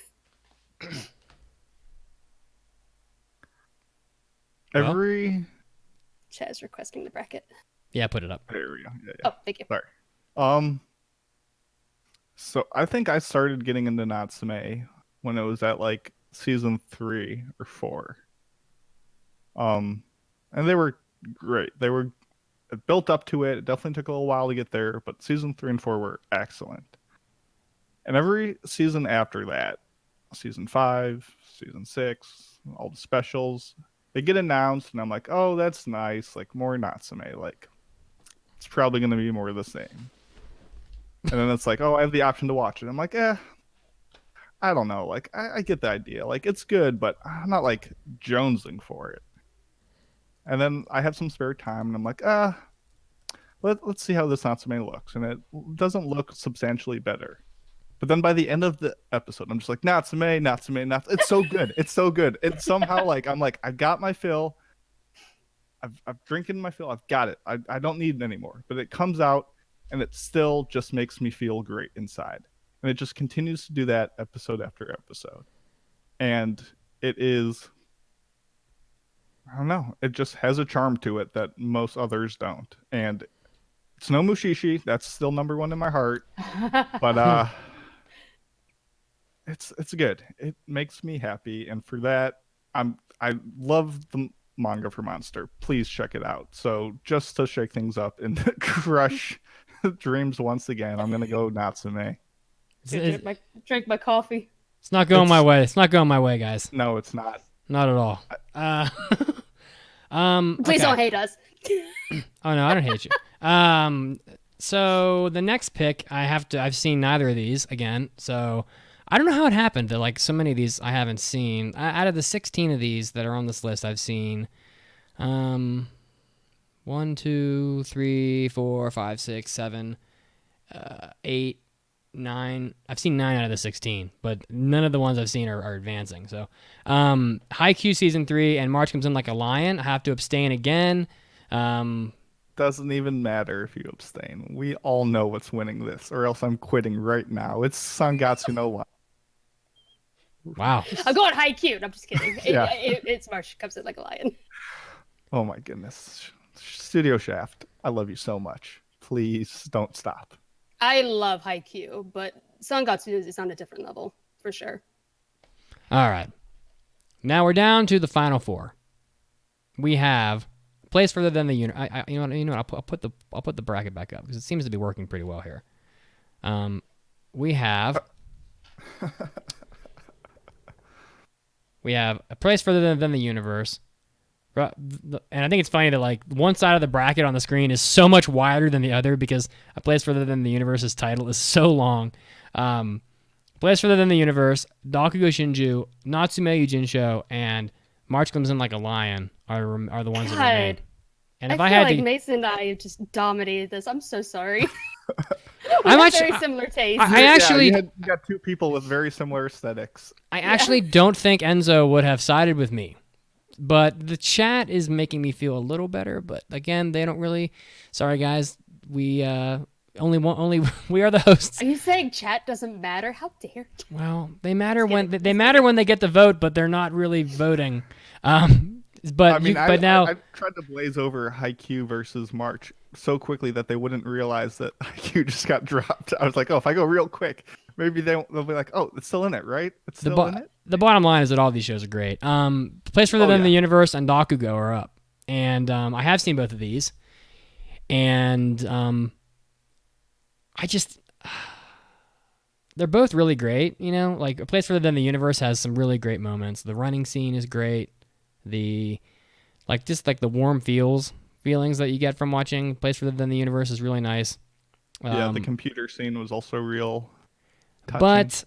But Dakugo Shinju is just too real, and the performances are too good, and the voice acting is too great, and I just got to give it to that. You know, I look back to like prior years where we did like our anime Oscars, and we did the best anime of whatever year this came out at MetroCon in Tampa, and back then during that particular year, Dakugo Shinju was the top anime that we had picked, and it won our anime Oscars, and you know, et cetera, et cetera.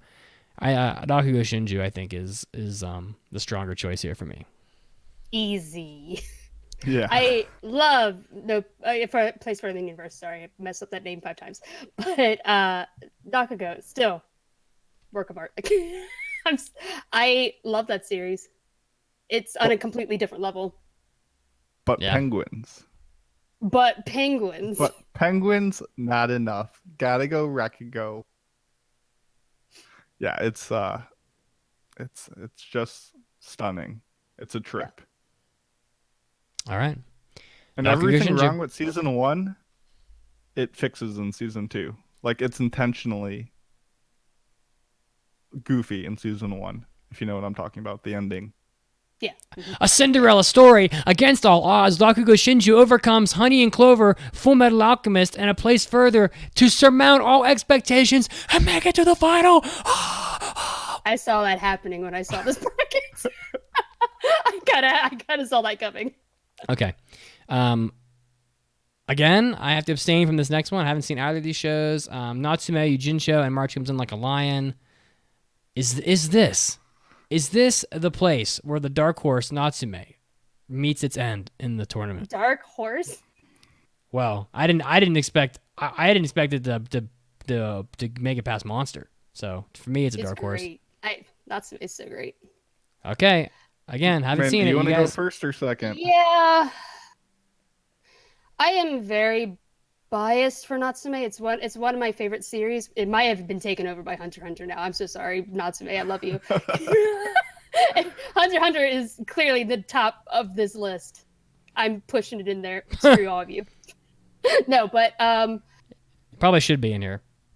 I love Natsume because it means a lot to me. But honestly, when I have to compare these two, March Comes In Like a Lion is actually like a really solid story. It's beautiful as well, and Natsume is great to turn on for an episode when you're feeling down, if you just need something to pick you up. But March Comes In Like a Lion is so much easier to watch continuously, watch the whole thing through. So I think I would go with March Comes In Like a Lion. But I love you, Natsume, so much. As much as it pains me. I think Mandy's decision there tells you all you need to know. Because yeah. I'm like kind of into Natsume. I kind of like it. But for her to be like, yeah, March is better. I'm going with March. Yeah, it would be insane if I had put Natsume over this. Like, I love it so much, but that would be really showing how biased I am towards it. All right, I'm putting the updated bracket up. We are now at the final. Now this is hard. Ooh, bum, bum, bum, bum. And we have Bakugo Shinju versus March Comes In Like a Lion. And unfortunately, every time we do March, I can't really opine. I know they're both great. So yeah. I do think it's March Comes In Like a Lion, same creator as Honey and Clover, or is it just the same studio? Same creator. Same Studio mangaka, yeah. Shaft did Sangatsu. Lion. Yeah, I don't remember who did. I can find out. Let me look it up. One gets cut down immediately, and the other makes it to the final. It's Bakugo Shinju versus March Comes In Like a Lion. And Honey was JC staffed. I'm going to abstain. Ooh. I'm going to abstain and watch you guys fall apart here because I actually don't have any. I don't know what you guys are going to do here. Go with Legend of the Galactic Heroes. Oh my goodness! I'm going to disagree and go with the Tatami Galaxy. What a twist! No, I think Rakugo. I'm sorry. I love March Comes Like a Lion, but Rakugo was, I don't know, it was on a completely different level for me, but in terms of anime, it was like, I could show that to people. Like, it's one of those shows that I'm like, if I read someone who's like, I don't really like anime, it's kind of weird. I'm like, you should watch this then. Just try it out. Rakugo? Rakugo, yeah. But it's even weird. It's like this weird abstract, like Japanese art form, like told through a weird abstract medium of anime. If you're completely turned off to the idea of anything Japanese, but if it's just anime. I get you. All right, so just in case we need it, the chat should vote. But we're gonna hear what Mason says. I think the chat should start voting. Uh-oh. Oh, you're gonna vote for March over Rakugo? Uh-oh. Well, I think Rakugo is a better art piece and has some very deep themes and great shots. We got one vote for Hunter x Hunter. So yeah. You see this? And one for K-On! You see that? I'm showing my neck. And right here, whenever they show the house, in Sangatsu no Lion, where the three sisters stay and they house Rei and they provide this family vibe. And there's these cats are running around and it shows the starry sky above it. There's such like lumps form in my throat. Just the emotion of how comforting and how great that environment is. And no show can capture it so beautifully that it just Close vote. It makes me feel. This show has cats in it. Real close. I don't like cats, and this show has cats for days, and they're still great. I still love them. Everything that should turn me off of the show, it excels. The music, the rivals, the shogi matches, everything. It's just so invigorating. And it's got science mans with mustaches. It's got good teacher boys. It's got everything. It's just so darn good that as much as I respect and love Rakugo for how like impressive it is on all fronts, March just does something for me personally that is just I gotta give it to it. That's my pick. All right. Well, I've been watching the chat and I've got them up on my fingers here, counting on my fingers. We had a guy change his vote. Says that you confused him, Mason. So, and in the interest of not sitting here for 10 minutes while people vote, it's so close. Oh man, we're so going close. Legend of the Galactic Heroes. Yeah, I mean obviously, Legend of the Galactic Heroes. What? Currently, I have Bakugo winning by 1 vote. See, if you guys had just let ping pong in now, it would have been an easy sweep for Rakugo. But no, I'm looking at my numbers on my anime list. I gave Rakugo season 1 and 8, Rakugo season 2 and 9. I gave Sangatsu season 1 and 9, season 2 and 10. It had that personal element to it that just pushed it over the edge. So you can't go wrong with either. Please watch both. I gave both seasons of March a 9, and Rakugo I gave the first one a 9, the second one a 10. Okay. I'm calling the vote, guys. I'm going to call it in favor of Bakugo by 1 vote in the interest of not... which, is pretty consistent with what we've been saying for like the past 4 years, So every time we do this, it seems like Bakugo wins whatever we're doing, so... but that was fun, And somebody said way back at the beginning of this, and someone said this right off the bat, and I kind of think it would be fun. Someone said, you should do. Somebody said, why isn't Garzy's wing in here? Which prompted me to think that maybe it could be fun to do a worst anime of all time bracket. Oh shit, we should do that. So there are definitely plenty of ones sitting in there. So. We could definitely do a worst of all time bracket, and that could be fun as well. That's much more in my wheelhouse, because talking about all these good shows is atypical for me, and it felt weird. Mason doesn't like positivity. I don't like of course. quality. All right, guys. So I got to get us out of here. I don't think the review will take very long, but I still got to get us out of here. Trivia question: which of the following isekais are not part of the not part of the anime Isekai Quartet, which we're about to review? ReZero, Tanya the Evil Overlord, reincarnated as a slime, and Konosuba, which are not part of Isekai Quartet. And we'll see you guys in a minute after the news break, so stay tuned. We're back in a minute.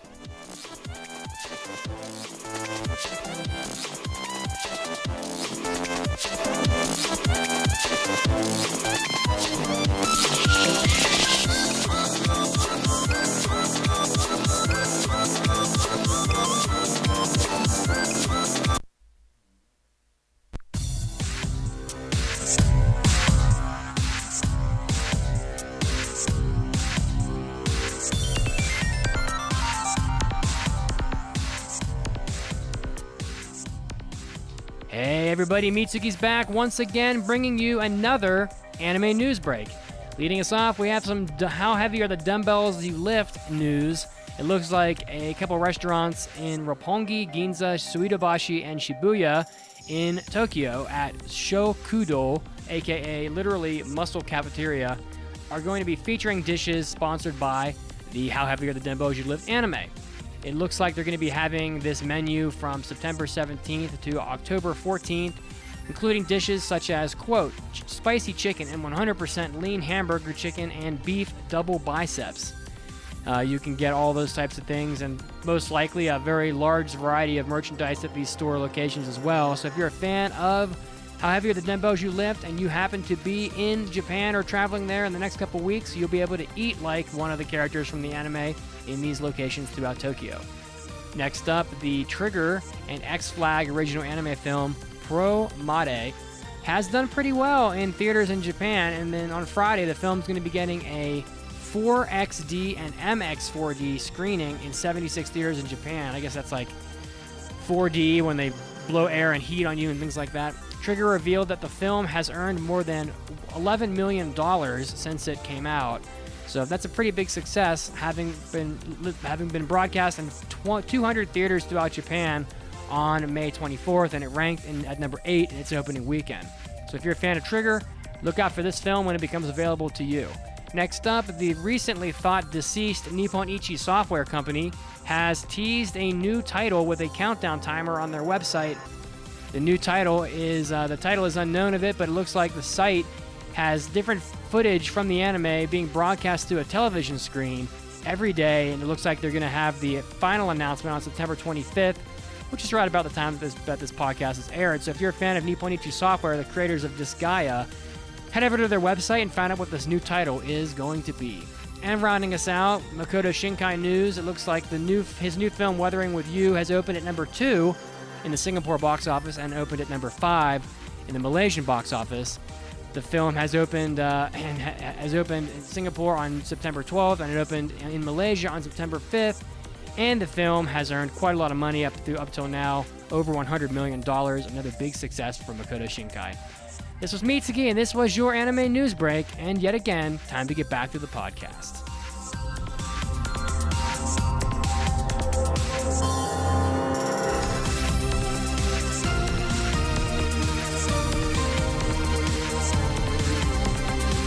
Hey guys, the 2020 calendar year is just around the corner, and that means it's time for you to get started in style with a brand new anime calendar for the upcoming year. Right now, JList.com and JBox.com have 22% off all calendars for the 2020 year. They have a ton of anime that you'll probably love, including Dr. Stone, Haikyuu, My Hero Academia, JoJo, Detective Conan, Dragon Ball Super, One Piece, Pokemon, Studio Ghibli, Danmachi, and endless others. Head over to JList.com or JBox.com right now and get a discounted 2020 anime calendar for the upcoming year. Hi, I'm J. Michael Tatum. I play Sebastian in Black Butler, and I'm a total anime addict.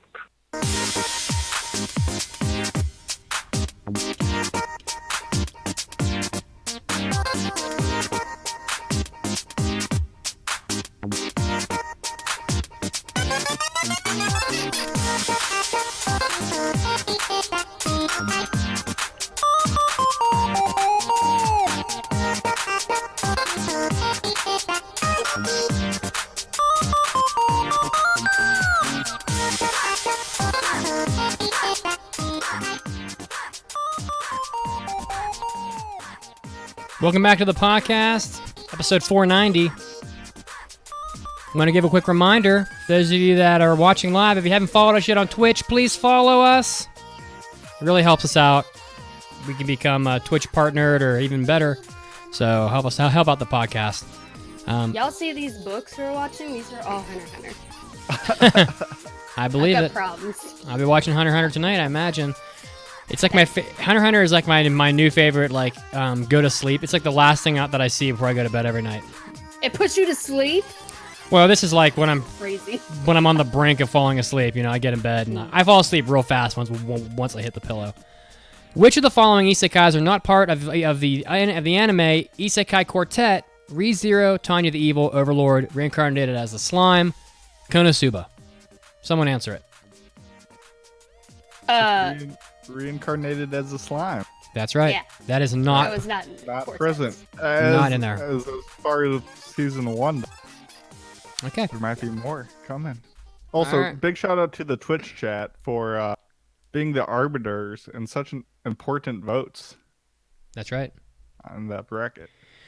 All right, guys. Well, now, in addition to following us on Twitch, it would really help us out if you'd give us a 5-star review on iTunes. We have like a 3 or 4 or 5 year streak of not having a 5-star review to read on the podcast.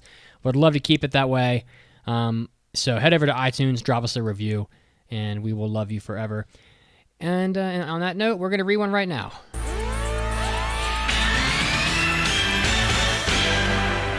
It's time for iTunes review. Who would like to read the 5-star review?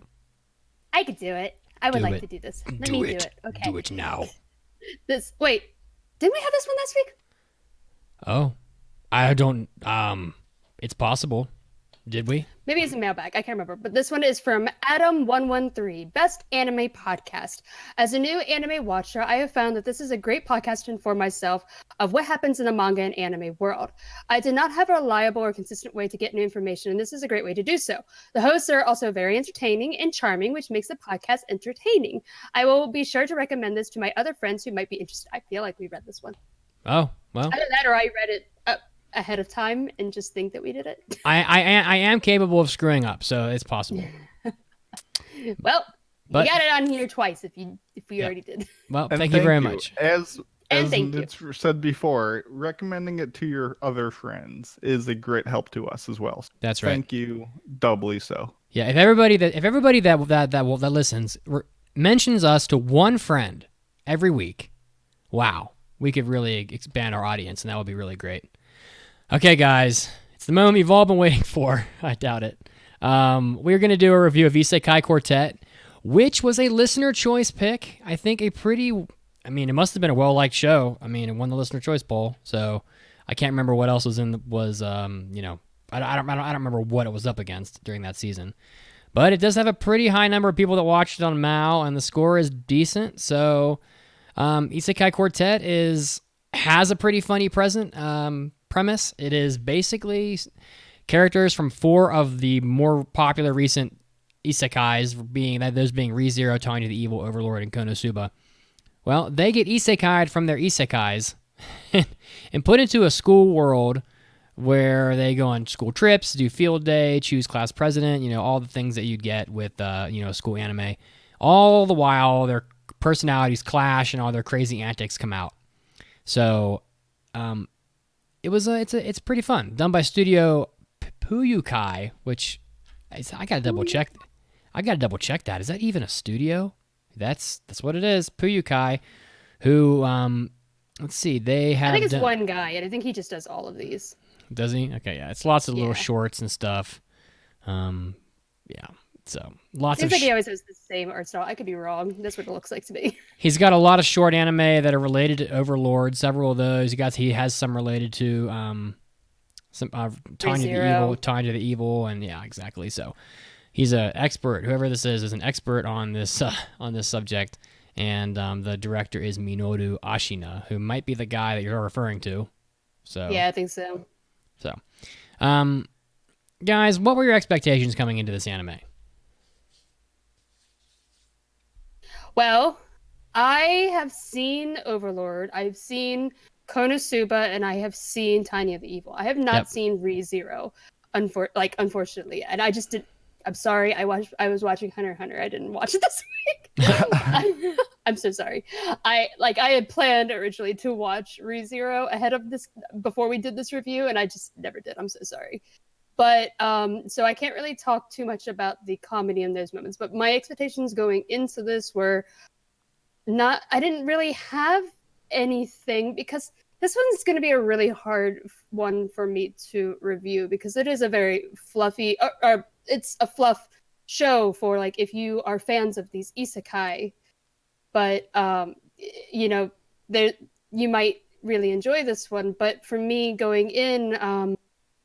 I guess I was expecting, were they going to touch, how are they going to have the characters interact with one another? Because I do think they did a good job of choosing the isekai to put into this, because all of them have, the characters in each of them have something that, is directly, goes up against somebody else's, thing. So I don't know. I was just curious to see how all the characters interacted. So I didn't really have high expectations, obviously, but I was curious. Mason, what do you think? Well, So I had watched all of ReZero and all of Konosuba prior to watching this. And I was like, watching half of these shows is not enough. So I watched like 3 or 4 episodes from both Overlord and from Tanya the Evil to like get some grounding in each of Wow, those. that's commitment right there. And overall, I thought that watching 3 to 4 episodes of each of those was enough to get like the backstories and comedies and like aesthetics of each series before going into this. I would say that to get the ReZero cast, you would have needed to watch much further on. I felt like a lot of the themes that they introduced and powers and like characters from side stories came later. Konosuba, I think you wouldn't. I guess I didn't. I don't look up like how long until all those characters get like developed, but it definitely seemed like ReZero you needed to know the most about to get some of the interactions. Oh, that sucks. The one I Yeah. didn't see. Yeah. That said, though, of the 4, I thought Overlord probably would have been my favorite. I didn't finish it, but I'm not a big fan of ReZero. I despise the characters in Konosuba. I cannot handle them. That's cringe Do comedy. you find them annoying? I love I that. think there's That's cringe comedy. Tanya was all right. Definitely seemed a little bit try hard to me, and Overlord seemed just kind of fun. So going into that, knowing that okay, these 4 shows I either haven't finished or am not a big fan of, I was not expecting to enjoy all that put in a blender and mixed together. For me, I had already watched 4 episodes of this prior to watching it, prior to finishing it up, because it was my impression, and I failed it. I enjoyed what I saw, but it was tough to pass it over whatever else there was, because it's just it's short episodes and it's just silly stuff. I was surprised it won the listener choice poll, but I guess it kind of makes sense when you consider how wildly popular the anime that are in it are. ReZero was like, wow, like that anime just blew up. Overlord is real popular. Konosuba popular. Tanya the Evil, I guess it's popular, but I don't know. I've seen part of Overlord. I've seen all of Tanya, and I've seen all of ReZero, and I really like ReZero a lot. I can't wait for this. I think they did announce a sequel, and I'm looking forward to that. But I knew what this anime was 100%, so it's not really, my expectations were the exact thing that they were, more or less. So, how about spoiler-free recommendations, guys? Would you recommend this to people? Well, this one's really hard. Like I was saying, I don't really know how to review this one, honestly. It's like, I don't know what to say, because it's if you liked these shows, then yeah, I'd say so, because it's just, I guess, what you would call filler, maybe. I don't know. Like it's just comedy of like just extra. It's just extra stuff for fans, and that's pretty much it. And if you aren't a fan of any of these, there's literally no reason to watch it. But I guess the only way that I'm going to be able to review this is judging how did I think the comedy landed. That's pretty much all I can say. I don't know what else to do. Sure. I mean, that makes sense. There was comedy in this? Oh, really? I laughed a few times. I thought it was pretty funny. I actually love Konosuba. I thought this shit was hilarious. Darkness is my girl. And I thought Tanya was okay. And I thought Overlord was okay. I just haven't seen ReZero. So unfortunately, all of those comedy bits fell flat for me. So the only thing that I can really say is if you like these shows, you might as well. It's short.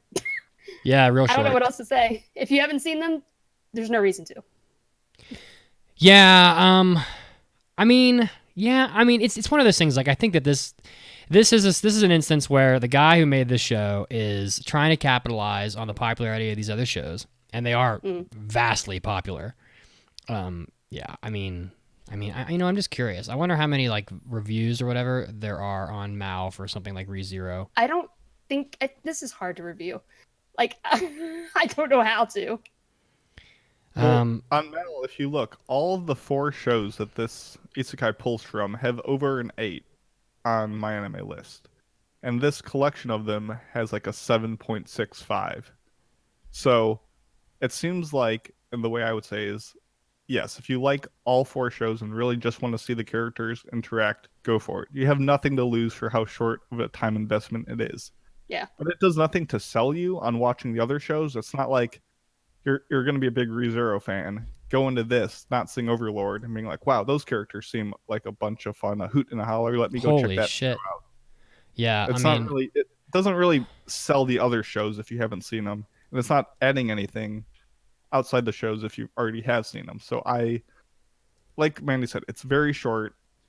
You'll know within a couple episodes, aka 20 minutes, if the show is for you or not, and it's pretty consistent from there. So I personally wouldn't recommend it, but if you know who you are, give it a shot. Get this, guys. If you're the kind of person who likes to surf YouTube and look up silly cartoons, you're probably gonna like this show, because that's how I felt watching it. I was like, this seems like something that would be on YouTube. Guys, right. Guys, get this. Tanya the Evil is the 200th most watched anime of all time, which I would not have guessed, right? Overlord, I'll do them in order. Konosuba, which I'm shocked that it's 3rd place on this list. Konosuba, 85th most watched anime of all time. Not really that surprising, but I'm probably season 2 you're looking at. It is. That is season 2. You're right. Season 1 is 47, so you were right. Overlord is at if you're going just season 1 base. Overlord, 64th most watched anime of all time. But ReZero is the 25th most watched anime of all time. Nearly 1 million people have watched it. So, like, wow. And I am not one of them. That's wild. I need to just buckle down. I finished Hunter x Hunter finally, so maybe. And all of these shows are scored well on here, all of them. I would recommend this only if you've seen at least 2 of the shows. I have seen ReZero, I have seen Tanya, and that is all, and I still enjoyed this. Mostly because, like, Konosuba's characters are just not, I mean, forgive me if I'm wrong, but not super complex. Like, they're just gags, basically, and they just play their gags over and over again, so you kind of get the idea. Like, we all know that Aqua is like a ditzy girl, and the one girl can only shoot fireballs, and that's pretty much what they are in this as well, so. Fireball, singular. Fireball, yeah. So, yeah. And but let's get into spoilers, guys. Spoilers are coming. Oh my god! Let me get a spoiler warning here. How do you spoil this? Well, I don't know. All the comedy in it are basically just things from their shows, but now we get to see what the other characters think. It's just, yeah. No, go ahead. I mean, I was just gonna try to figure out how to spoil it. I mean, maybe the very ending, possibly. Yes. Yeah.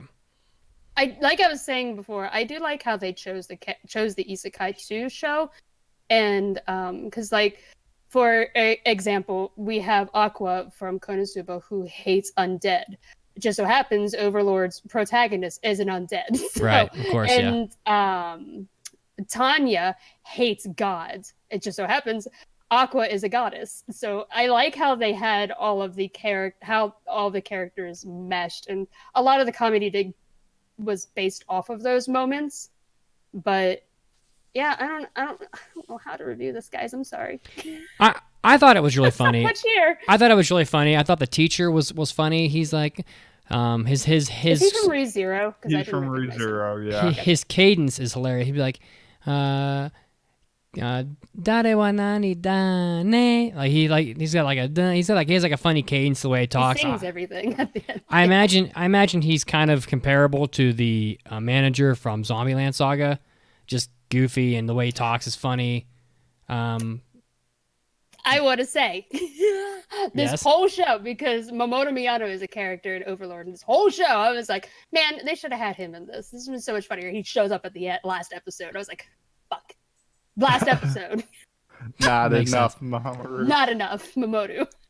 I thought the comedy was pretty good because the characters are just so outlandish. You know, like the way that they behave is so wild. You know, you got the one girl who all she wants to do is sleep with the guy with Ainz from Overlord, the succubus girl. All she wants to do is like bang his brains out, and like every time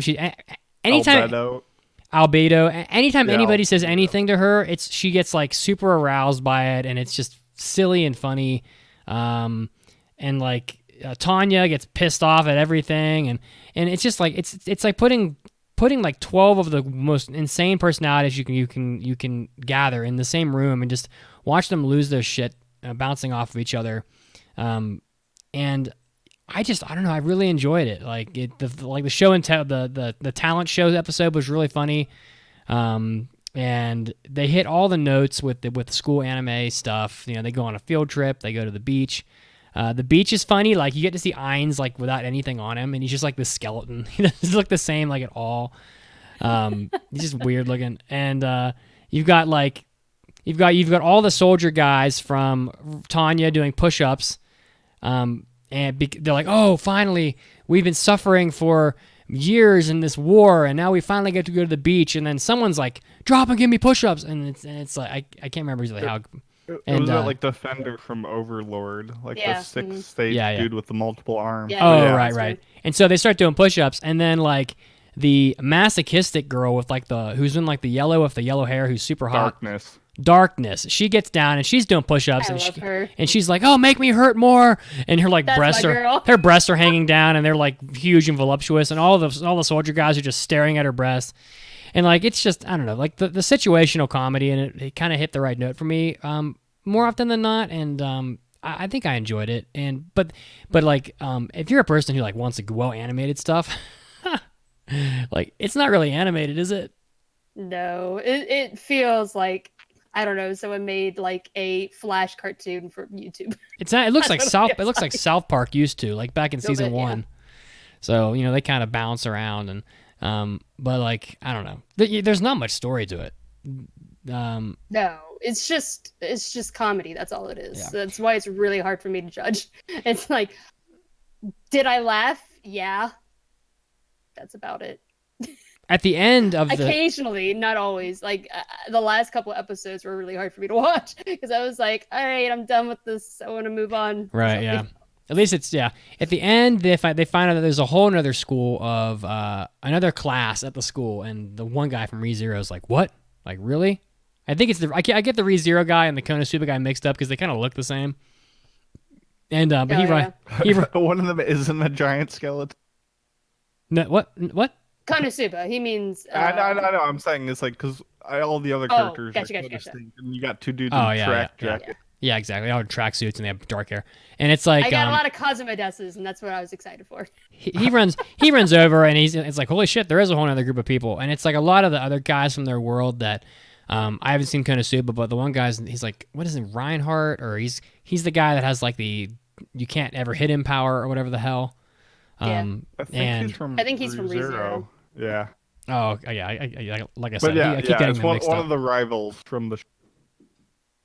But and then at the end they have a field day, and whoever wins the field day gets to go back to their world, basically. And then they have like a big like showdown at the end, and it's I don't know, it's fun and silly and really fluffy and short. And if you're just like wanting to if you want to just like, I don't know, if you're just looking for a couple yucks, I guess.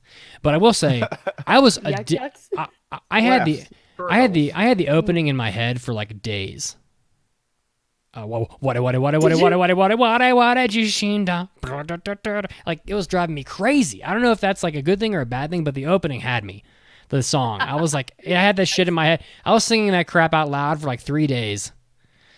Wild. I don't know why. It just stuck in my head. I couldn't stand the opening. God, I don't know if it was good. I wouldn't say it was good or not. I'm just saying it was just in my head. Catchy. It was like, it was very catchy. It was consuming my brain. Like, I had something in my head just like eating my brain matter. I don't have anything else to say. I don't know. If you've seen the shows in it, you're gonna probably really enjoy it. And if you haven't, you're gonna be like, what the hell? As simple as that. But considering how popular these shows are, I'm pretty sure everybody has seen at least one or two of them. So yeah, I think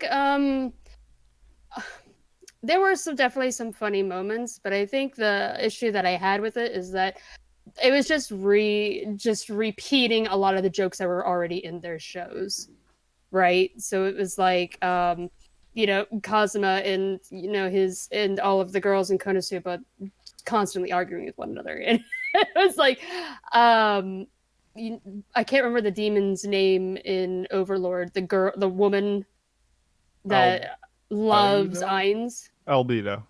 yeah, her just being extremely obsessed with Ainz, and Tanya despising being X. It was like stuff that were jokes in their respective shows, but just repeating them, which I guess people were.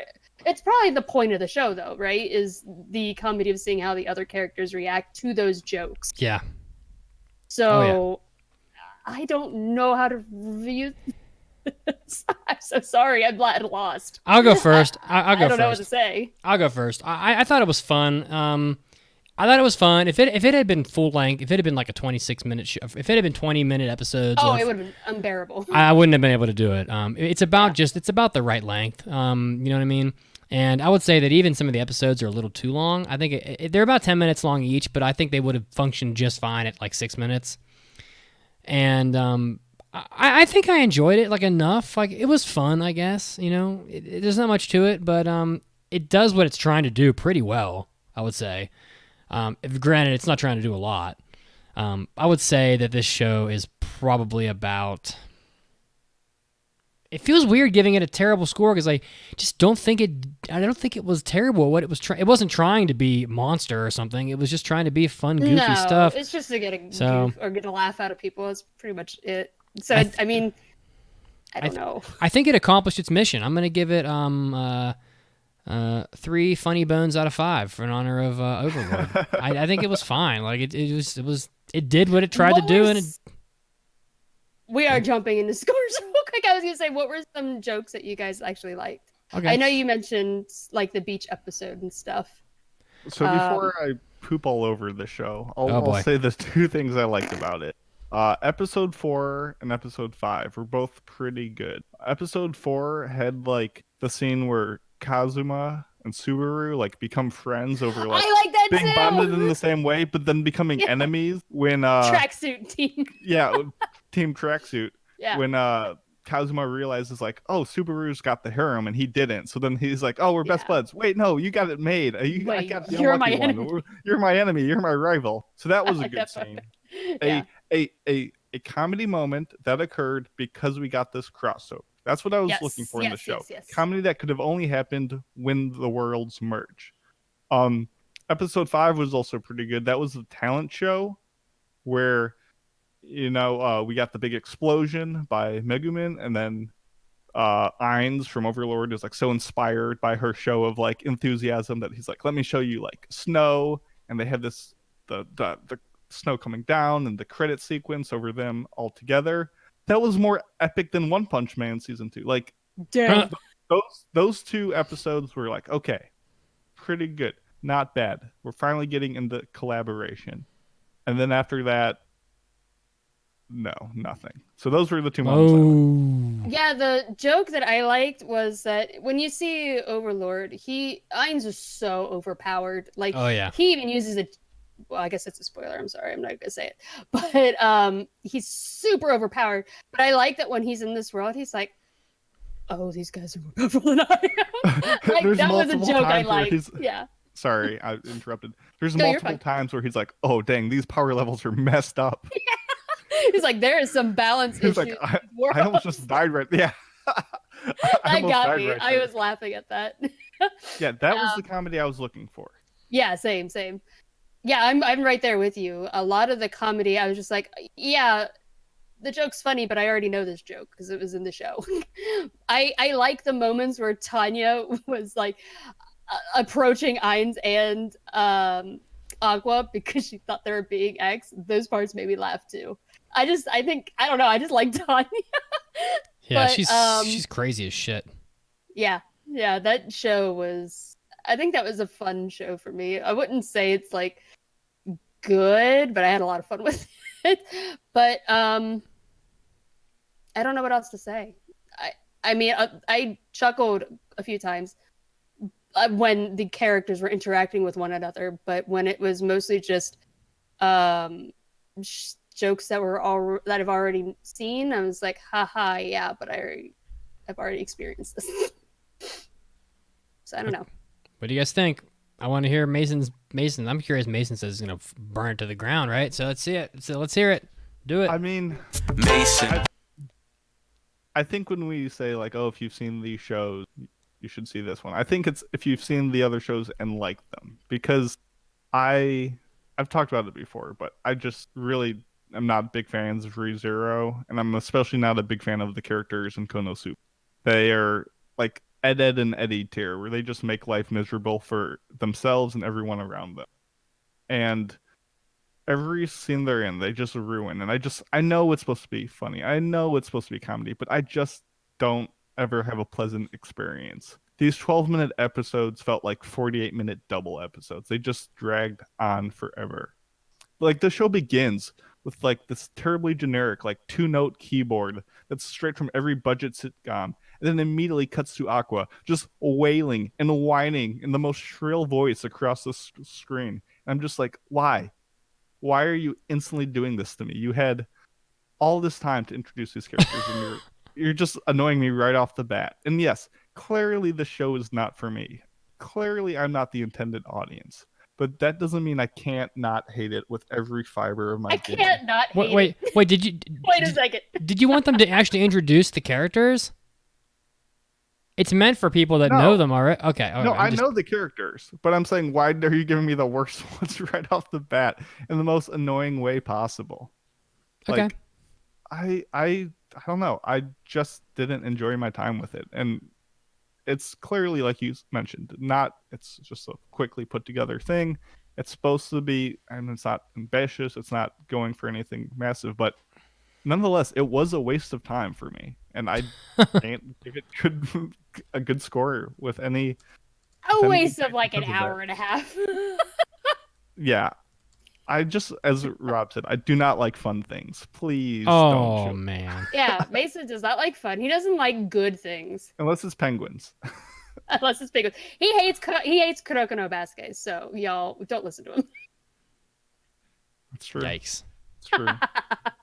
I don't know. That says it all, doesn't it? I guess we can just jump into scores now. I gave mine already. He gave it like an hour ago. Yeah. Sorry. I don't know what to give. I thought we were done, but I really don't know how to score this. Okay. All that said, something clever. 1 out of 5. Not for me. Oh man. Oh, poor Aqua. She'd be so sad. Oh my goodness, she's so annoying. She is. She's dumb as shit. Stand her. She's dumb as shit. Stand her. But Darkness is great. Darkness is my girl. I don't know what to say. I don't. Like, I know this show wasn't meant for me, and so I don't want to tear it down because of that. It's definitely for people who loved these shows, and one of them I haven't seen, so I didn't really get all the jokes in that, unfortunately. They could have been great. I just didn't get them. But I really don't know what to say. I think it accomplished what it was trying to do. Mm-hmm. And I think I'd maybe give it a 2.5 out of 5. I think. I don't know. I was debating between a 2 and a 2.5. I'm gonna go with 2. I think we can all agree to watch the original works before this one. Yeah. Oh yeah, for sure. I mean, that's so that's pretty much. You haven't seen yet, and you're like, oh, I want to jump in and see this. Watch the third one. Watch the fourth one. Watch the full suite, and then go back and watch this. Yeah. I'm gonna say 2 because it feels really weird giving it a high score, and it feels really weird giving it a low score. So, or like a really low score. I don't know. I'm gonna say 2. Okay. Well, we didn't have very many people vote on this from social, but the average was a 3.5, which I thought was pretty high. Someone's out of 3 people, though. Yeah, the only 3 people said yeah. Anyway, all right. So that's Isekai Quartet, fun comedy if you've seen the shows in question, and I think maybe that's, I think maybe we can agree to that. Shall we do some mailbags? Yeah. It's time for an almighty anime mailbag. Anime.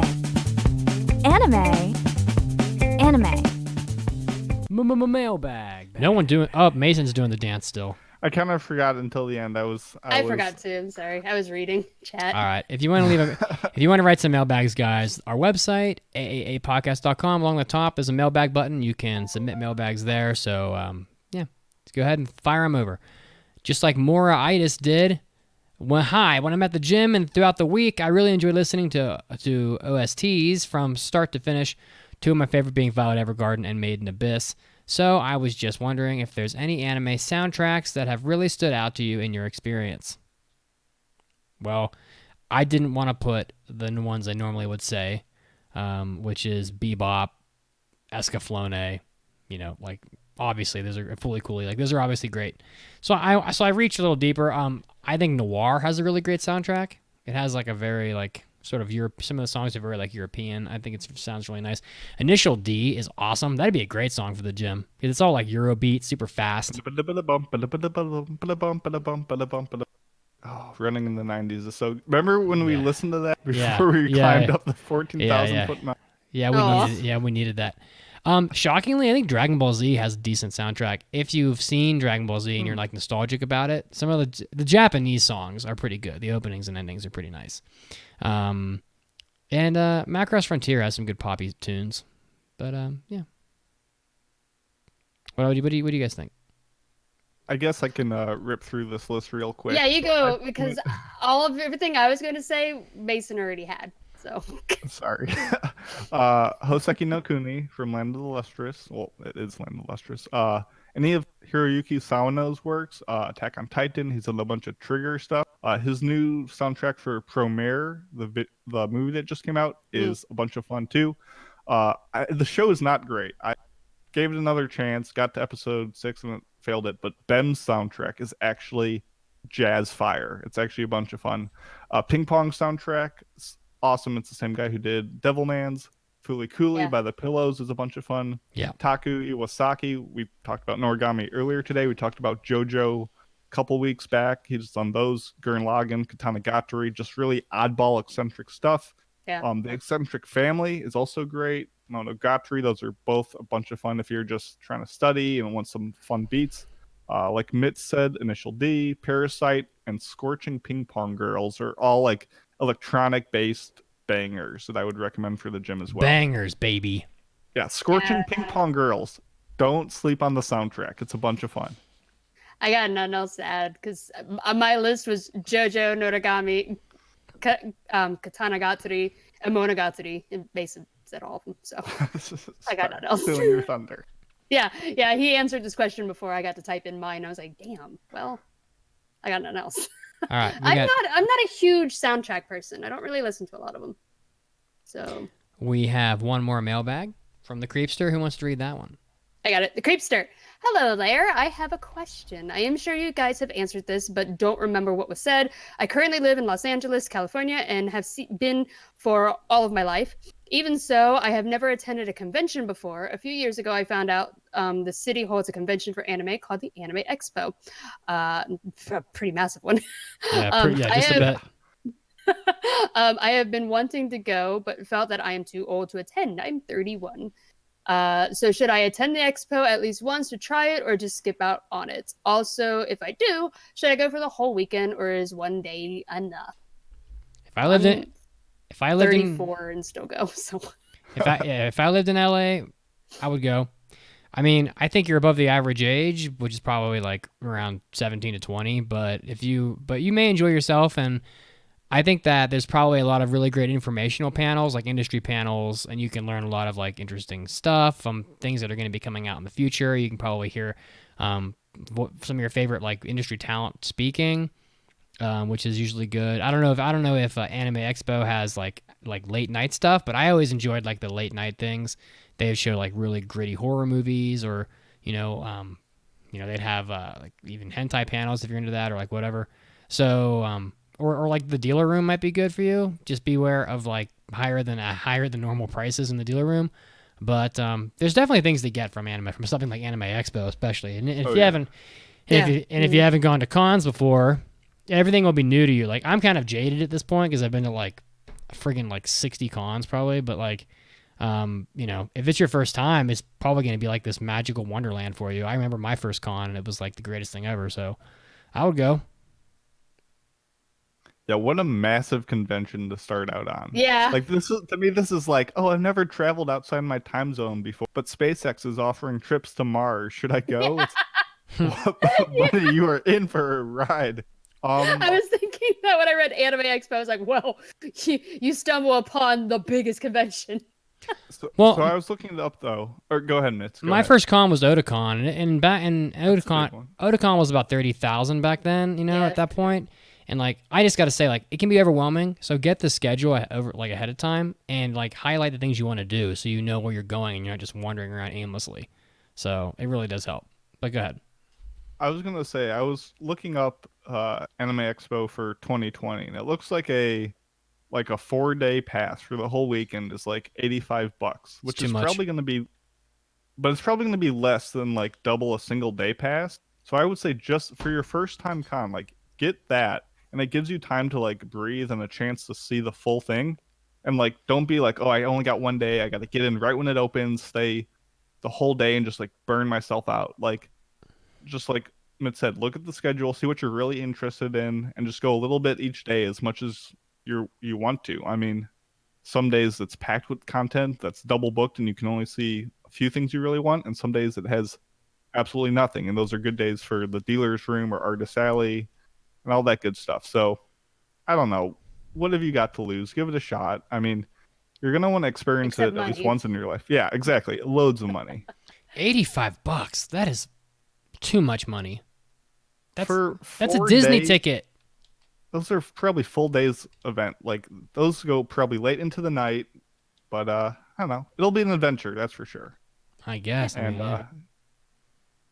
yeah. Try it once, see how you like it. Exactly. There you go. You're not all right. We have reached the end of the podcast with fairly good timing. Ominous. We're not a little long we're pretty long still. Yeah, that's what we do. All right. So if you guys want to follow us on Twitch, we would really appreciate that on your way out the door. We would love you for that. If you want to contribute to the podcast, aapodcast.com/join. You'll get our hobby addicts. You'll get our hentai episodes. You'll get our after parties, which we're going to do right after this. And it helps the podcast function. There are a lot of things we got to take care of. So, and of course we're on Twitter. Do you guys want to give your Twitters? AAA_Mandy with an I, and I tweet about nerd shit. So. I don't have a Twitter, obviously, but reminder, please check out my band, So Infamous. That's right. On it's on literally any kind of platform you could want. It's on Tidal, it's on Deezer, it's on Pandora, it's on Napster, which I think is hilarious. It's also on like Spotify and all that good stuff, so just check it out. I'll send out links. Please help me out, and hopefully you like it. It's everywhere, damn it. It's everywhere. I'm at Pope Mitsugi on Twitter. Again, if you want to join our Discord, you can find it over on our website. There's a link at the top, take you straight to the Discord. Ton of people on there just like you. Make some friends. Join the clubs. Have a lot of fun. We'll see you guys next week on the podcast. Peace out. Oh, next week, fall picks. Oh, my God. Oh, my goodness. We're already there. It's going to so be fast. spicy. Craziness. Yeah. Bye-bye, guys. Bye, guys. Good one.